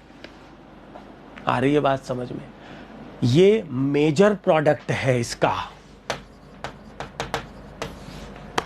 और मेजर क्यों है इसका कारण मैं बता चुका हूं, मतलब क्रोटोन एल्डिहाइड इस रिएक्शन का माइनर सेल्फ कंडेंसेशन प्रोडक्ट बनेगा, रोक नहीं सकते, लेकिन मेजर क्रॉस बनता है और सक्सेसफुल है। ये तो पूरी तरह से सक्सेसफुल है क्योंकि इसमें तो इलेक्ट्रोफिलिसिटी फॉर्मेल्डिहाइड की एसिटाल्डिहाइड से ज्यादा है। ये तो बहुत बेहतरीन और सफलतापूर्वक प्रोडक्ट देगा, क्रॉस प्रोडक्ट। देखो भैया, आप पढ़ रहे हो क्रॉस एल्डोल, लेकिन इसके साथ सेल्फ भी चल रही है, तो जो सक्सेसफुल क्रॉस है उनका ही सवाल आपसे पूछा जाएगा और उन्हीं की चर्चा मैंने की है भैया यहां पर। तो देखो ये है इसकी रिएक्शन जब होगी बेसिक मीडियम में, तो इसका अटैक आप इस पे कराएंगे, इसके इनोलेट का अटैक, और ये बन गया जिसको गर्म करने पर बहुत ही बढ़िया सब्सटेंस और काम आने वाला प्रोडक्ट एक्राइल एल्डिहाइड बन के आएगा।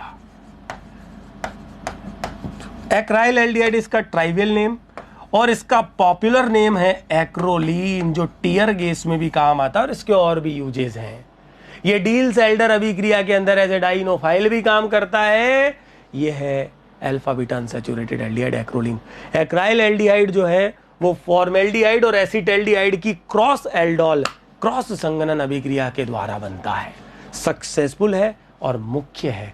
इसका रिवर्स चलोगे तो एक तरफ फॉर्मेल्डिहाइड टूटेगा, एक तरफ एसिटाल्डिहाइड टूटेगा, इससे भी पता चल जाता है। कहानी समझ आ रही है? पीछे आओ। ये तीसरी जो पॉसिबिलिटी बताई मैंने आप लोगों को, तीसरी, ये इसमें है दिक्कत। इसमें दिक्कत यह है कि आप एल्डिहाइड और कीटोनों के बीच कंडेंसेशन करवा रहे हो क्रॉस। एल्डिहाइड पहले से क्रियाशील है, यदि गलती से भी एल्डिहाइड के पास अल्फा H है तो ये मान के चलना कि सेल्फ कंडेंसेशन मेजर प्रोडक्ट आएगा। तो मैंने शर्त बता दी, सक्सेसफुल क्रॉस खींची मैंने आपके सामने कि इसके पास अल्फा H एब्सेंट हो, जैसे बेंजल्डिहाइड, और कीटोन के पास अल्फा H प्रेजेंट हो, तो देखो हमारी समस्या ही सॉल्व हो गई। हमारी समस्या सॉल्व, बेस डालते ही अल्फा प्रोटॉन यहां से जाएगी और क्योंकि ये लेस इलेक्ट्रोफिलिक है, मोर इलेक्ट्रोफिलिक बेंजल्डिहाइड पर ही अटैक होगा। क्रॉस प्रोडक्ट इसका मेजर आएगा, क्रॉस मेजर होगा। अब प्रोडक्ट तो आप खींच लोगे ना इसका, इसमें अटैक करा के डिहाइड्रेशन करा के आप बना लोगे। ये ध्यान रखना, एरोमेटिक एल्डिहाइड्स, मैंने क्या बोला, aromatic aldehydes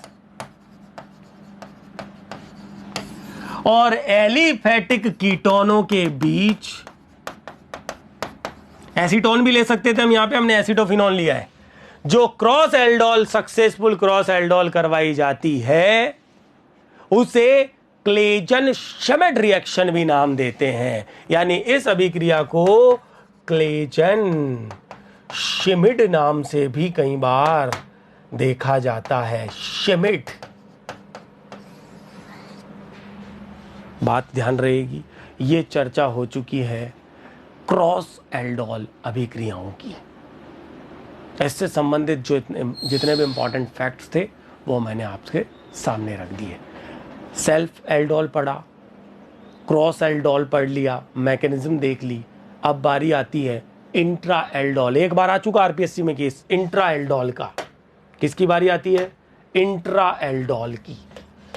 intra molecular aldol reaction. Intra molecular का मतलब क्या होता है? अंतरा अंतः के चक्कर में मत पड़ो हिंदी में। इंट्रा मॉलिक्यूलर का मतलब होता है एक ही मॉलिक्यूल में रिएक्शन होना, यूनिमॉलिक्यूलर। अभी तक तो 2 कार्बोनाइल ले रहे हो, सेल्फ या क्रॉस 2 ले रहे हो अलग अलग।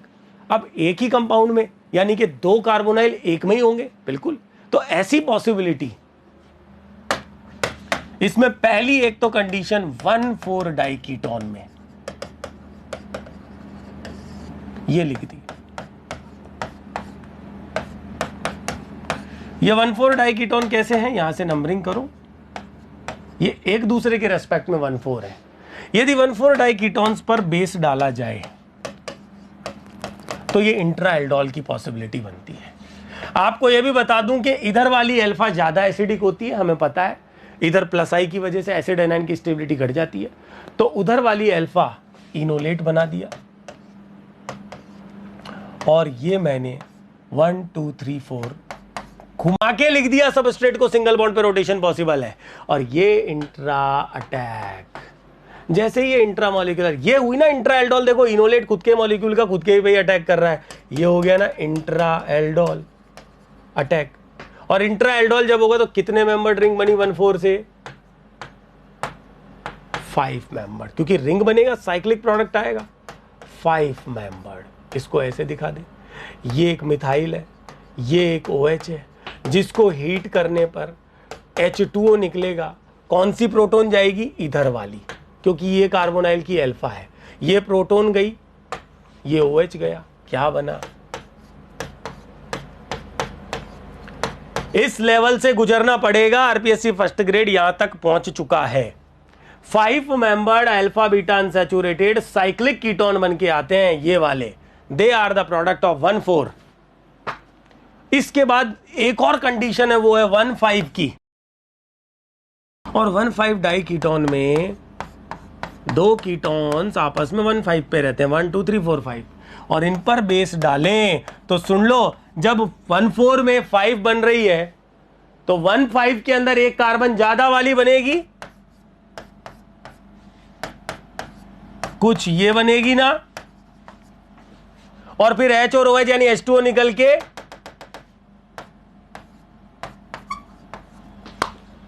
That is the product. तो आपको क्या देखना है कि कीटोन 1,4 है या 1,5 है। 1,6 और 1,7 का केस ज्यादा लेवल का है, वो आरपीएससी फर्स्ट ग्रेड में नहीं जाएगा। इतना लेवल तक भी हायर है, ये लेवल इंट्रा हायर लेवल है, फर्स्ट ग्रेड का नहीं है। लेकिन फिर भी क्योंकि नेम्ड रिएक्शन ग्रेजुएशन में, इसलिए इसको लेके चल रहे हैं। प्रोडक्ट को चेक करना है, रिवर्स चलो, रिवर्स चलो भैया। ये मैंने देखो ये लिख दिया 6 मेंबर्ड को इधर, कि क्या ये उससे ही आया था? रिवर्स चलो, इसे तोड़ दो, कार्बोनाइल वाले कार्बन पे तो H2 जोड़ दो, रिंग तोड़ देना, और इधर ऑक्सीजन जोड़ देना। जब आप ये करोगे तो भैया देखना एक बार, ये कार्बोनाइल, ये कार्बोनाइल, यही तो करोगे, यही तो करोगे। चेक करो, 1 2 3 4 5, 1,5 डाइकीटोन आ गए। इसका मतलब ये प्रोडक्ट सही है, तो क्रॉस चेक हो गया ना हमारा प्रोडक्ट, हमारा प्रोडक्ट क्रॉस चेक हो गया। इस कंसेप्ट को लेकर के आप इंट्रा एल्डोल के सवाल भी आसानी से निकाल सकते हैं। ठीक है स्टूडेंट्स, अब इसमें ग्रेजुएशन लेवल पर जो है कुछ और एग्जाम्पल्स जो है वो दिए हुए हैं बीएससी लेवल पे। अब ये जो बीएससी लेवल के एग्जाम्पल्स हैं, इनको हमें याद रख के चलना है, वो भी मैं ले लेता हूँ।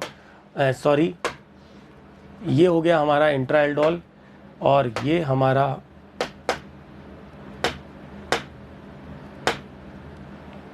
इससे जस्ट पहले हमने देख लिया है क्रॉस एल्डोल को। ये हो गए हमारे इंट्रा एल्डोल 1,5 और 1,4 वाला। और ये मैं आगे आता हूँ अदर एग्जाम्पल्स। तो भैया इसमें आपको पीडीएफ नोट्स में भी मिल जाएंगे ये एग्जाम्पल्स, इसमें कुछ भी नहीं है। आपको ध्यान रखना है, पहला केस जो है वो केस है एसीटोन का,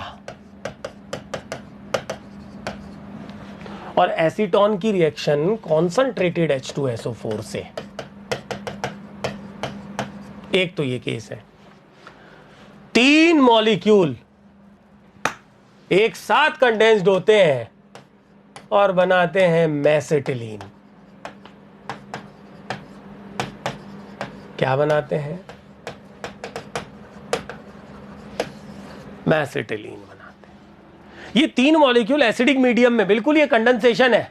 कैसे? देखो, इसको इस तरह से अरेंज करो भैया, ये कीटोन का मैंने ये ऑक्सीजन, ये मिथाइल, और ये मैंने CH और H2 अलग दिखा दिया, CH3 था ना, और ये मैंने दूसरा कीटोन लिया एसीटोन, और ये मैंने इसका CH और H2 दिखा दिया, और ये मिथाइल लिख दिया, और ये मैंने एक और ले लिया, ये इसके लिए थोड़ी सी जगह कम पड़ गई यहां पे, ये मैंने ले लिया एक और ये, और ये ले लिया CH और ये H2 और ये मिथाइल। आप देखो, मैंने 3 एसीटोन लिख दिया और इनके H2 को अलग दिखाया, क्योंकि मुझे पता है मुझे H2O यहां से निकालना है, मुझे H2O यहां से निकालना है। मतलब एसिडिक मीडियम में इनॉल बनेगा, अटैक होगा, डिहाइड्रेशन होगा, यही तो कहानी होगी ना सारी। तो H2O निकाल दिया सीधा। ये सारी कहानी करोगे तो थ्राइस मॉलिक्यूल H2O के निकल गए ना, मेसेटिलीन बन के आ गया। चेक कर लो, एरोमेटिक प्रोडक्ट है। 1,3,5 ट्राइमिथाइल बेंजीन भी आप इसे बोल सकते हो, ये मेसेटिलीन होती है। स्टूडेंट्स, मेसेटिलीन को आप 3 मॉलिक्यूल एसीटोन के सांद्र H2SO4 की उपस्थिति में बना सकते हो। इसके अलावा प्रोपाइन का ट्राइमराइजेशन करा के भी आप इसे बना सकते हो। ट्राइमराइजेशन, जैसे आप एसिटिलीन को ट्राइमराइज करके बेंजीन बनाते हो ना रेड हॉट ट्यूब से, वैसे ही प्रोपाइन को भी आप ट्राइमराइज करके मेसेटिलीन को बना सकते हो। ये पहली रिएक्शन। तो ये रिएक्शन एल्डोल है। अब सुनो, अभी तक हमने एसीटोन से मेसिटाइल ऑक्साइड बनाया था बेसिक मीडियम में, और ये हम कॉन्सेंट्रेटेड H2SO4 से हम बना रहे हैं मेसेटिलीन। दूसरी जो रिएक्शन है ना, वो भी एसीटोन की है एसिडिक मीडियम में, लेकिन इसमें ड्राई HCl ले रहे हैं। तो मीडियम एसिडिक है, लेकिन चेंज कर दिया एसिड कौन? HCl ले लिया। तो जब HCl लिया तो ये देखो, यहां स्ट्रॉन्ग वीक का कोई कंसेप्ट नहीं, सिर्फ ये रिएक्शन आपको ध्यान रखनी है कि यहां हुआ, वहां तो 3 मॉलिक्यूल एक साथ कंडेंस्ड हुए हैं। अब देख लो, अब आप ये एसिड पे भी निर्भर कर रहा है, ये बहुत सारी चीजें हैं। वहां देखो आप 3 मॉलिक्यूल एक साथ कंडेंस्ड हुए हैं, वैसे तो 2 ही होते हैं ना। तो इस ड्राई HCl में 2 ही होंगे, मैं आपको बताऊं, 2 के साथ ही करता है ये, और 2 कंडेंस्ड होंगे तो भैया हमें पता है क्या बनेगा? Mesityl oxide. और इस मेसिटाइल ऑक्साइड पर फिर से एसीटोन डाल दें ड्राई HCl की प्रेजेंस में, तो इस अभिक्रिया को भी ध्यान रखना कि अब दूसरी तरफ भी कंडेंसेशन होता है, और दूसरी तरफ आप कंडेंसेशन कराओगे तो कुछ ये बनता है फोरोन। इसका नाम क्या है? फोरोन। तो भैया एक तो आपको ये चेक कर लेना है कि एसीटोन की एसिडिक मीडियम में H2SO4 है तो मेसिटिलीन, और यदि HCl है तो फोरोन तक पहुंचना है। इसी तरह से एसीटैल्डिहाइड के साथ भी एक अलग ही केस है। क्या केस है? कि कॉन्संट्रेटेड H2SO4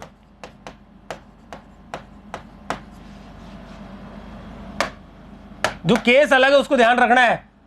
तो इसके 3 मॉलिक्यूल पॉलीमराइज होते हैं रूम टेम्परेचर पे। पॉलीमराइज मतलब कंडेंस्ड होना, जैसे एसीटोन कंडेंस्ड हो रहा था अभी थोड़ी देर पहले, कॉन्सेंट्रेटेड H2SO4 एसीटोन कंडेंस्ड हो रहा था। इसके भी 3 मॉलिक्यूल बिल्कुल कंडेंस्ड होते हैं, पॉलीमराइज्ड होते हैं, और जब वो पॉलीमराइज होते हैं ना तो वो कुछ ये कहानी देते हैं। इसे कहते हैं पैरा एल्डिहाइड।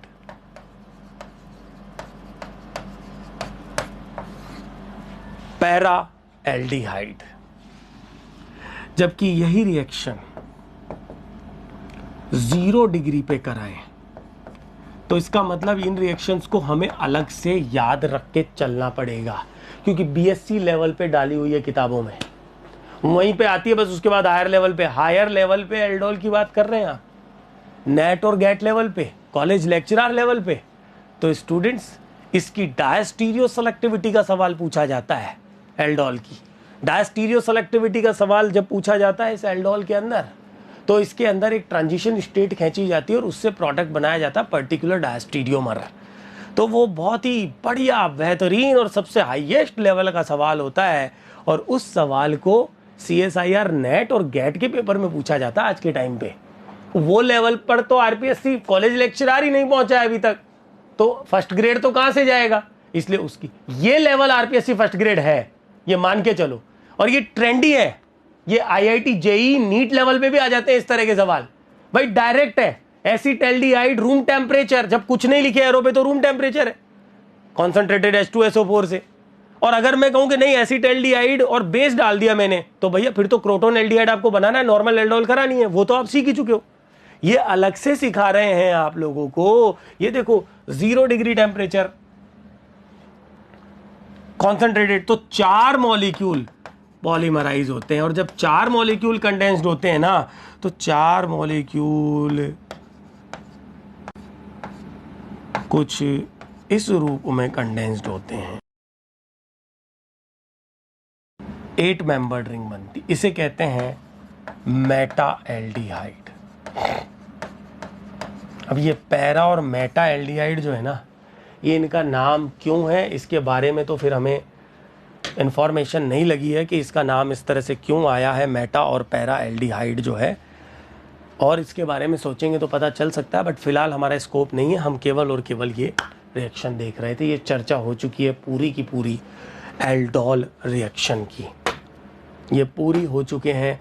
अदर एग्जाम्पल भी जो है ये लगभग पूरे हो चुके हैं एल्डोल के। और अब इसके बाद जो है बारी आती है नेक्स्ट कंडेंसेशन रिएक्शन की। तो नेक्स्ट जो कंडेंसेशन रिएक्शन है, देखिए एल्डोल कंप्लीट होने के बाद अगर किसी रिएक्शन की बात की जाती है कार्बोनाइल में, तो वो है कैनिजारो की। क्यों, उसको मैं अभी स्टार्ट करता हूं कैनिजारो को, आपको समझाऊंगा कि क्यों उसकी बात हम करते हैं। देखिए स्टार्ट करते हैं तीसरी रिएक्शन, नेम्ड रिएक्शन, और ये हमारे सिलेबस में भी मेंशन है, कैनिजारो रिएक्शन। ये एक कंडेंसेशन रिएक्शन नहीं है, पहली बात तो ये संघनन नहीं है, यह एक असमानुपातन अभिक्रिया है, यह एक डिस्प्रपोर्शनेशन यानी इसका मतलब होता है असमानुपातन, और असमानुपातन को सीधी सीधी भाषा में कहते हैं रेडॉक्स। एक का ऑक्सीकरण और दूसरे का अपचयन इसमें होता है। 2 मॉलिक्यूल, 2 कार्बोनाइल मॉलिक्यूल इसमें असमानुपातन करते हैं और उत्पाद यानी प्रोडक्ट बनाते हैं। अब सुनो मेरी बात, सबसे पहले तो कि हमने पढ़ी, सबसे पहले आज हमने इस वीडियो के अंदर पहले विटिक पढ़ी कार्बोनाइल की केमिकल रिएक्शन में, फिर हमने कंडेंसेशन में एल्डोल को पढ़ा, फिर ये जब कंडेंसेशन है ही नहीं फिर भी हम एल्डोल के बाद इसको पढ़ रहे हैं, क्योंकि आप समझ लो कि जो कार्बोनाइल एल्डोल नहीं दे रहे बेसिक मीडियम में, वो कार्बोनाइल कैनिजारो की तरफ जाते हैं। दैट मीन्स दोज कार्बोनाइल्स जिनके पास अल्फा हाइड्रोजन एब्सेंट है बेसिक मीडियम में, वो कैनिजारो की तरफ जाते हैं। पहला स्टेटमेंट ध्यान से सुनना, ऐसे कार्बोनाइल कंपाउंड जिनके पास अल्फा हाइड्रोजन अनुपस्थित है वो बेसिक मीडियम में कैनिजारो देते हैं। लेकिन शर्त एक और है, 2 शर्तें ध्यान रखनी है। वो दूसरी शर्त है कि कार्बोनाइल कार्बन पे हाइड्रोजन मस्ट है, ये उपस्थित होना अनिवार्य है। यानी कि इस कार्बन पे तो कोई H नहीं हो, अल्फा H अनुपस्थित हो अल्फा पर तो, और कार्बोनाइल कार्बन पर हाइड्रोजन की उपस्थिति अनिवार्य है। इसका मतलब क्या हुआ, इसका मतलब यह हुआ कि ये कंपाउंड तो कैनिजारो दे ही नहीं सकते, इन्हें क्या बोलते हो, ये कीटोन है। इसका मतलब कीटोन्स कोई सा भी ले लो कैनिजारो अभिक्रिया नहीं देते। पहला स्टेटमेंट सबस्ट्रेट का क्या बता रहे हैं आपको, कैनिजारो के सबस्ट्रेट। पहले तो आपको यह बता दिया कि ये संघनन अभिक्रिया नहीं है, ये डिस्प्रपोर्शनेशन यानी असमानुपातन है, जिसका मतलब होता है रेडॉक्स। इसमें दो कार्बोनाइल कंपाउंड रिडॉक्स अभिक्रिया करेंगे, समानुपातन करेंगे, एक का ऑक्सीडेशन होगा, एक का रिडक्शन होगा, लेकिन कार्बोनाइल सबस्ट्रेट जो है उसके लिए कहा दो शर्तें हैं, एक तो अल्फा हाइड्रोजन अनुपस्थित होनी चाहिए और दूसरा कार्बोनाइल कार्बन वाली हाइड्रोजन उपस्थित होनी चाहिए, यानी कि केवल और केवल एल्डिहाइड इस अभिक्रिया को देंगे, और एल्डिहाइड भी कौन से, जिनके पास अल्फा हाइड्रोजन अनुपस्थित है। तो अब स्टेटमेंट सही तरीके का बन के आया, क्या? कैनिजारो अभिक्रिया केवल वो एल्डिहाइड्स देते हैं जिनके पास अल्फा एच अनुपस्थित होती है। स्ट्रॉन्ग बेसिक मीडियम रिएजेंट इसमें साथ में डाला जाता है, तो इसका मतलब फॉर्मेल्डिहाइड कैनिजारो देगा, बेंजल्डिहाइड कैनिजारो देगा, हाँ। पीवेल्डिहाइड क्या होता है? ये होता है पीवेल्डिहाइड कैनिजारो देगा। फरफ्यूरेल कैनिजारो देगा। फरफ्यूरेल देगा। नॉमेनक्लेचर के वक्त सारे नाम पहले ही सिखा चुका हूं, मुझे पता था कि क्या नाम आरपीएससी फर्स्ट ग्रेड में आप लोगों के काम आने वाले हैं, पूरा सिलेबस माइंड में लेके चलते हैं, पता था, इसलिए पहले नॉमेनक्लेचर चैप्टर आपको पढ़ाया और उसमें वही नाम आपको पहले ही सिखा दिए, अब जरूरत नहीं है दोबारा समझाने की। फरफ्यूरेल जो है देगा, तो ये वो एल्डिहाइड्स हैं जिनके पास, देखो एल्डिहाइड है तो एच तो होनी है और अल्फा एच एब्सेंट है, इसके अलावा भी यदि कोई है तो वो आप देख लेंगे। एसिटेल्डिहाइड, अरे भैया एसिटेल्डिहाइड तो एल्डोल देता है बेसिक मीडियम में, कैनिजारो कैसे देगा? बात समझ आ रही है? सबस्ट्रेट रीएजेंट की यदि बात की जाए तो स्ट्रॉन्ग एल्कली, मैंने क्या लिखा है? रीएजेंट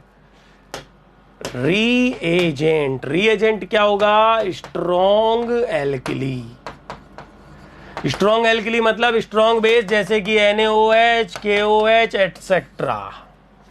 अब बारी आती है, देखो दो कार्बोनाइल है, लेंगे इसमें भी दो रिएक्ट करेंगे, पहली बात एक नहीं करेगा, दो रिएक्ट करेंगे। अब सुनो, एक फॉर्मेल्डिहाइड लिख दिया तो उसमें 1 मोल यानी एवोगाद्रो नंबर के बराबर है, तो उसमें 2 फॉर्मेल्डिहाइड अपने आप रिएक्ट करवा देना।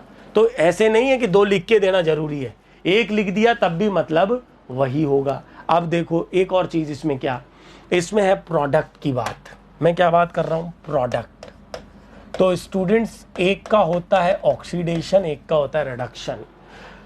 रिडक्शन होके बनता है अल्कोहल और ऑक्सीडेशन होके बनता है एसिड का सॉल्ट। एक बनता है अल्कोहल, तो डेफिनेटली कार्बोनाइल की रिड्यूस्ड फॉर्म है अल्कोहल, कार्बोनाइल की रिड्यूस्ड फॉर्म है अल्कोहल, और एक का होगा ऑक्सीडेशन, इसका मतलब एसिड जो है वो ऑक्सीडाइज्ड फॉर्म है। तो हो गई ना ये डिसप्रपोर्शनेशन, यानी असमानुपातन। It is not the condensation.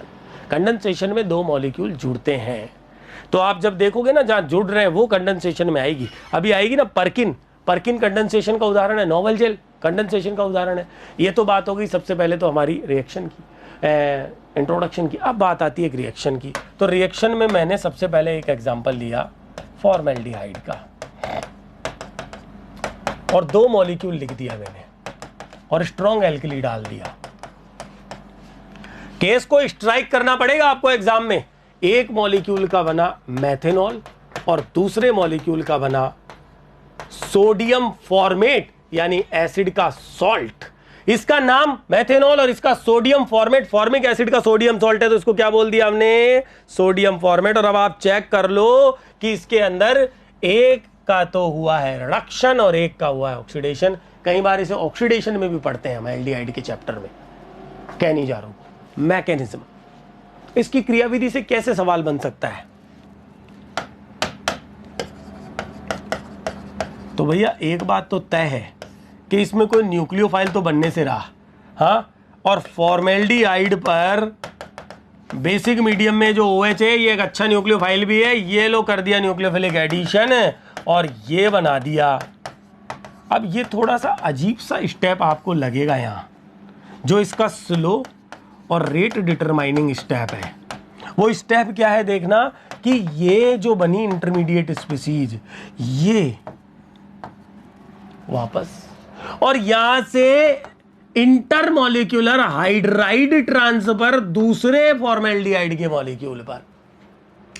तो आप समझो ये सवाल आ जाता है कि कैनिजारो के अंदर जो स्लो आरडीएस स्टेप है उसमें क्या होता है। तो सुन लो, इसके अंदर इंटरमॉलिक्यूलर, एक मॉलिक्यूल से दूसरे मॉलिक्यूल में H माइनस यानी हाइड्राइड, क्या बोला इसको, हाइड्राइड ट्रांसफर। प्रोटॉन ट्रांसफर मत कहना, हाइड्राइड ट्रांसफर कहना। क्या बनेगा, फॉर्मिक अम्ल और CH3O माइनस और फॉर्मिक अम्ल अपना प्रोटोन, इस स्टेप में प्रोटोन ट्रांसफर हो रहा है। तो देखो दो चीज हुई, एक तो हाइड्राइड ट्रांसफर हुआ और इस स्टेप में हुआ प्रोटोन ट्रांसफर। तो आपसे सवाल जो है ना वो स्लो आरडीएस स्टेप का पूछा जाएगा एग्जाम में, वहां हाइड्राइड करना है। प्रोटोन तो अगले स्टेप में ट्रांसफर हो रहा है क्योंकि एसिड अपनी प्रोटोन एल्कोहल को देगा, खुद सॉल्ट बना दिया और बन के आ गया एल्कोहल। तो ये इसके फाइनल प्रोडक्ट आ गए, देखो, salt of acid and alcohol. अब इसमें एक और इंपॉर्टेंट फैक्ट, एक तो ये आ गया इसकी रेट ऑफ रिएक्शन। तो स्टूडेंट्स इसकी रेट जो है it is directly proportional to the concentration of formaldehyde, इस पर स्लो आरडीएस में और इस पर, और इंटरमीडिएट स्पीसीज जो है स्टेडी स्टेट लो पढ़ते हो वो इस पर और इस पर निर्भर करेगा, यानी कि square and OH। Follow third order kinetics, third order तृतीय कोटि की अभिक्रिया है। आ रही है बात समझ में। कैनिजारो ये तो हुई सेल्फ कैनिजारो। अब मैं एक एग्जांपल खींचता हूं, मैंने लिया बेंजल्डिहाइड,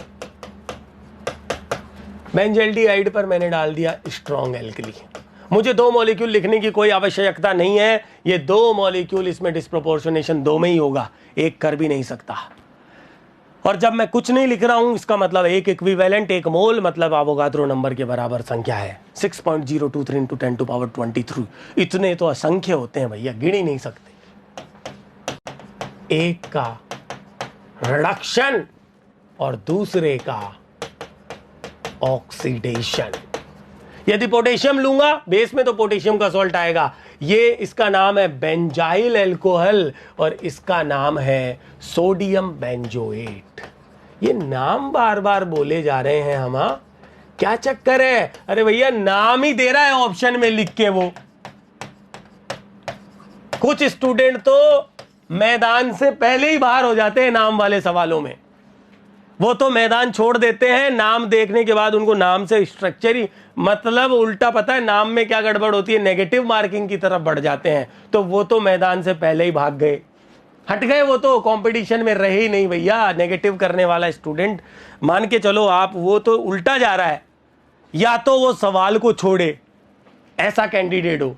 तो सवाल छोड़ने की प्रोबेबिलिटी भी बता दूं आरपीएससी फर्स्ट ग्रेड में कि नहीं भैया, अटेम्प्टिंग देनी पड़ती है। कट ऑफ अच्छी निकलती है आरपीएससी फर्स्ट ग्रेड की, क्योंकि पेपर का लेवल जो है ना वो एवरेज होता है, औसत, टिपिकल नहीं होता है। ये और बात है कि जैसे 3 केमिस्ट्री, इनऑर्गेनिक, ऑर्गेनिक, फिजिकल, तो कोई एक पेपर जैसे ऑर्गेनिक थोड़ा कॉन्सेप्चुअल बना दिया, वो अलग बात है। ओवरऑल एवरेज होता है, अटेम्प्टिंग देनी पड़ती है। तो भैया आपको एक्यूरेसी मेंटेन करनी पड़ेगी। तो आप प्रिपरेशन हर लेवल से पार करते हुए निकलेंगे, तब जाकर के आप वहां पर सिलेक्शन के हकदार होंगे। अब ये डिपेंड भी करता है कि पद कितने निकले हैं, पोस्ट कितनी है, और उस आधार पे कट ऑफ क्या रह सकती है। इसका एक वीडियो अलग से बनाया हुआ है मेरा, सिलेबस स्कीम का और कट ऑफ का, उसको आप देखना, आपको उसमें और रियलाइज हो जाएगा। तो देखो ये तो बात हो गई इसकी। ऐसे ही एक बार आरपीएससी ने देखो क्या सवाल दिया है, 2014 का सवाल है भैया, आप सोच के देखो, 7-8 साल पुराना सवाल, और वो भी ये लेवल का, और अनबिलीवेबल, स्ट्रक्चर भी नहीं बना के दी उसने सिर्फ ये कहा कि स्ट्रॉन्ग बेस यानी स्ट्रॉन्ग एल्कली की उपस्थिति में फरफ्यूरेल से बनने वाले उत्पाद होंगे। अब फरफ्यूरेल तो गणों को पहले पता ही नहीं था कि फरफ्यूरेल क्या है, तो वो तो पहले मैदान से बाहर हो गए। अब जिनको फरफ्यूरेल की स्ट्रक्चर पता थी, देखो सुनो, इसमें क्या हुआ, फरफ्यूरेल नहीं भी पता था तो प्रोडक्ट को देखा, ऑप्शंस को चेक किया, और उसके बाद ये स्ट्राइक किया कि असमानुपातन कैनिजारो का केस हो सकता था। भैया सुन लो, एक का रिडक्शन और दूसरे का ऑक्सीडेशन। केमिस्ट्री देखो आप, जगह कम पड़ रही है, दोबारा खींचनी पड़ेगी प्रोडक्ट को। ये मैंने बना दिया रिड्यूस्ड प्रोडक्ट, ये बन गया एक का रिडक्शन और एक का ऑक्सीडेशन। इसका नाम था फरफ्यूरिल अल्कोहल। ये लिख के दिया, स्ट्रक्चर नहीं बनाई, इसका भी नाम लिख के दिया कि साहब स्ट्रॉन्ग एल्कली फरफ्यूरिल की अभिक्रिया से क्या बनेगा। ये तो 2014 में आ गया सवाल। अब आप सोचो, इस लेवल का सवाल आरपीएससी का कोई भरोसा नहीं है, क्या लेवल रखेगा कोई भरोसा नहीं है। फरफ्यूरिल कैनिजारो में आरपीएससी फर्स्ट ग्रेड का कैंडिडेट कहां पढ़ के जाता है, मुझे एक बात बताओ। वो बेंजल्डिहाइड और इन पे ही रुक जाता है, फॉर्मेल्डिहाइड पे, या क्रॉस कैनिजारो पढ़ लेता है ये। और फिर उसके भी नाम दे दिए, इसे कहा सोडियम फ्यूरोएट। फ्यूरोइक एसिड का सॉल्ट है ये, फ्यूरोइक एसिड का सॉल्ट सोडियम फ्यूरोएट कहलाया। ये फरफ्यूरिल का केस आरपीएससी 14 के अंदर पूछा गया था, 14 वाली आरपीएससी के अंदर। अब इसके बाद मैकेनिज्म हो गई, ये सारी कहानी हो गई, फॉलो थर्ड ऑर्डर काइनेटिक्स हमारा कंप्लीट हो गया। अब आपको देखो, इससे आपको पहचान बनानी है कि आपके सामने एल्डिहाइड होंगे जिनके पास अल्फा एच अनुपस्थित होगी और स्ट्रॉन्ग बेसिक मीडियम आपको दिखाई देगा, तो आप कैनिजारो की तरफ जाओगे। यदि एल्डिहाइड हो, अल्फा एच उपस्थित हो और बेस डाला जाए तो आप एल्डोल की तरफ जाओगे। यदि एल्डिहाइड है, अल्फा एच अनुपस्थित है, तो ये चेक कर लेना उसके साथ कहीं कोई दूसरा इनोल बनाने वाला या इनोलेट बनाने वाला कंपाउंड तो नहीं डाला हुआ, क्रॉस एल्डोल का केस तो नहीं है ना। क्लियर है? कीटोन के साथ अगर बेस आएगा तो कैनिजारो की तरफ आप भूल के भी मत जाना, क्योंकि वो देता ही नहीं है। तो ये तो कहानी हो गई इसकी। लास्ट बात आती है इसमें कैनिजारो के अंदर क्रॉस कैनिजारो की। क्रॉस कैनिजारो यानी Cannizzaro in between two different carbonyls. अगर गलती से भी एक के पास अल्फा एच है तो भैया एल्डोल की तरफ जाएगा, कैनिजारो की तरफ मत लेके जाना। ये लो ना एग्जाम्पल, यार भूल जाते हो आप। ये देखो एग्जाम्पल, भूल जाते हो। अभी थोड़ी देर पहले फॉर्मेल्डिहाइड और एसिटल्डिहाइड ली, इस पर बेस डाला, तो मुझे बताओ ये कैनिजारो की तरफ जाएगा कि? ये तो क्रॉस एल्डोल का केस पढ़ा है थोड़ी देर पहले, एक्रोलीन बनाया है। इसका मतलब बेंजल्डिहाइड प्लस फॉर्मेल्डिहाइड दोनों ही ऐसे एल्डिहाइड होंगे जिनके पास अल्फा एच अनुपस्थित है। वो है क्रॉस कैनिजारो का केस। अब देखो आप केस का मजा। इस केस के अंदर क्या है? इस केस में एक का बनेगा सॉल्ट ऑफ एसिड और एक का बनेगा अल्कोहल, यानी असमानुपातन होगा, डिस्प्रपोर्शनेशन होगा। किसका कराएंगे रिडक्शन और किसका होगा ऑक्सीडेशन? तो सुन लो, मोर इलेक्ट्रोफिलिक जो कार्बोनाइल है उस पर OH अटैक करेगा, ये तो तय है ना। ये लेस इलेक्ट्रोफिलिक है, ये लेस इलेक्ट्रोफिलिक, लेस रिएक्टिव क्यों है? क्योंकि प्लस आर इफेक्ट लग रहा है फिनाइल का, रिएक्टिविटी से क्रॉस कैनिजारो सॉल्व होगी। तो मोर इलेक्ट्रोफिलिक पर OH का अटैक होगा तो हाइड्राइड ट्रांसफर इस पर होके आएगा, तो इसका बनेगा बेंजाइल अल्कोहल और फॉर्मेल्डिहाइड का बनेगा सॉल्ट ऑफ एसिड। ये ध्यान रखना, इसके मुख्य उत्पाद होंगे benzyl alcohol and sodium format. इसका उल्टा, इसका यदि आप एसिड बनाओ, ऐसा ऑप्शन पहला ही मिलेगा, ये भी बता दूं, वो इसके प्रोडक्ट नहीं बनेंगे। ये क्रॉस कैनिजारो की कहानी हो गई है। क्रॉस कैनिजारो के बाद मैं आपको एक और अभिक्रिया की चर्चा करता हूं जिसका नाम है टिशेनको अभिक्रिया। क्या नाम है जिसका? टिशेनको रिएक्शन। मैंने आपसे कहा था टिशेनको जब भी आए आप एल्यूमिनियम इथोक्साइड्स को याद कर लेना। और ये मैंने आपको पिछले वीडियो कार्बोनाइल फर्स्ट वीडियो के अंदर ओपन और ऑक्सीकरण के वक्त बताया था, है ना।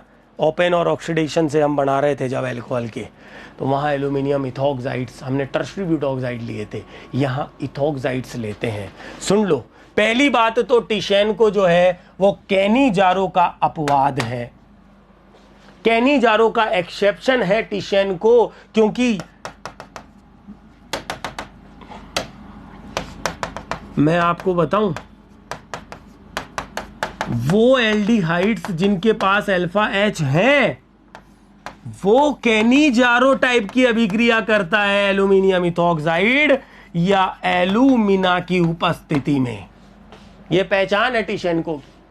आप खुद सोचो, यदि कैनिजारो होती है तो एक बनता है अल्कोहल और एक बनता है सॉल्ट ऑफ एसिड। तो मैं आपको बताऊं कि यहां कैनिजारो होती है, लेकिन इसका फाइनल जो प्रोडक्ट बन के आता है वो बन के आता है इथाइल एसीटेट। तो टिशेनको के बारे में क्या कहा जाता है, सुनो कि भाई इथाइल एसीटेट यानी ये दोनों मॉलिक्यूल जुड़े तो है, पर एस्टर कैसे बना होगा इसके लिए कहा जाता है कि एक का तो बना एसिड और दूसरे का बना अल्कोहल। इसका मतलब इनकी रिएक्शन होके एसिड और अल्कोहल बना जिसका एस्टरिफिकेशन इथाइल एस्टर दे रहा है। तो ये तो बने होंगे बीच में, प्रोडक्ट फाइनल क्या है टिशेनको का, एस्टर है। लेकिन कैनिजारो का अपवाद क्यों है, क्योंकि एसिड और अल्कोहल यानी डिस्प्रपोर्शनेशन तो हुआ है इनका पहले, और वो भी ऐसे कार्बोनाइल जिनके पास अल्फा एच थी, तो कैनिजारो का अपवाद हो गया टिशेनको। लेकिन कंडीशन याद रखना इथोक्साइड्स एल्यूमिनियम की, ये पहचान है टिशेनको की। सुन लो, एसिटाल्डिहाइड के दो मॉलिक्यूल टिशेनको में रिएक्ट करते हैं, इथाइल एसीटेट बन के आ रहा है इस तरह से। ये जरूरी नहीं है कि टिशेनको अल्फा एच वाले पर देखें, बेंजल्डिहाइड पर भी टिशेनको देखी जा चुकी है, और बेंजल्डिहाइड के दो मॉलिक्यूल जो है टिशेनको की मैकेनिज्म नहीं देख रहे, कोई लेना देना नहीं है, तो आप देखोगे बेंजाइल बेंजोएट बन के आएगा इसमें। केमिस्ट्री को सीखिए, बेंजाइल बेंजोएट बन के आएगा। ये हो चुकी है टिशेनको रिएक्शन कंप्लीट। हमने पढ़ ली विटिक, हमने पढ़ ली एल्डोल डिटेल में, और हमने पढ़ ली टिशेनको कैनिजारो, और उसके बाद क्रॉस कैनिजारो और टिशेनको को। तो ये हम इस वीडियो को यहाँ रोक लेते हैं। इसके बाद नंबर आएगा पर्किन, नोवेलचेल, रिफॉर्मेट्स की, स्टॉप बेंजोइन, ये चारों पांचों कंडेंसेशन, और मैनिक ये भी कंडेंसेशन। और फिर उसके बाद आएगा नंबर ऑक्सीडेशन में बेयर विलीगर ऑक्सीडेशन, और रिडक्शन में मीरवाइन पॉन्डर ऑफ वर्ली, और उससे अदर रिएक्शंस का। तो अभी इस चैप्टर में समय लगेगा, क्योंकि देखो नेम्ड रिएक्शन है, 6 से 7 क्वेश्चन नेम्ड रिएक्शन के आएंगे अलग, कार्बोनाइल के आएंगे जो अलग, समझ रहे हो ना। तो वेटेज है भैया चैप्टर का, समय देंगे, पूरा ढंग से करेंगे सॉल्व जो है। आप इनकी प्रैक्टिस करते रहना, कॉन्सेप्ट को सीखते रहना, और डायरेक्ट क्या बन रहा है उसको आप मेमोराइज करते रहना। अगले वीडियो में मिलूंगा आप लोगों से, अभी अलविदा लेता हूँ, गुड बाय।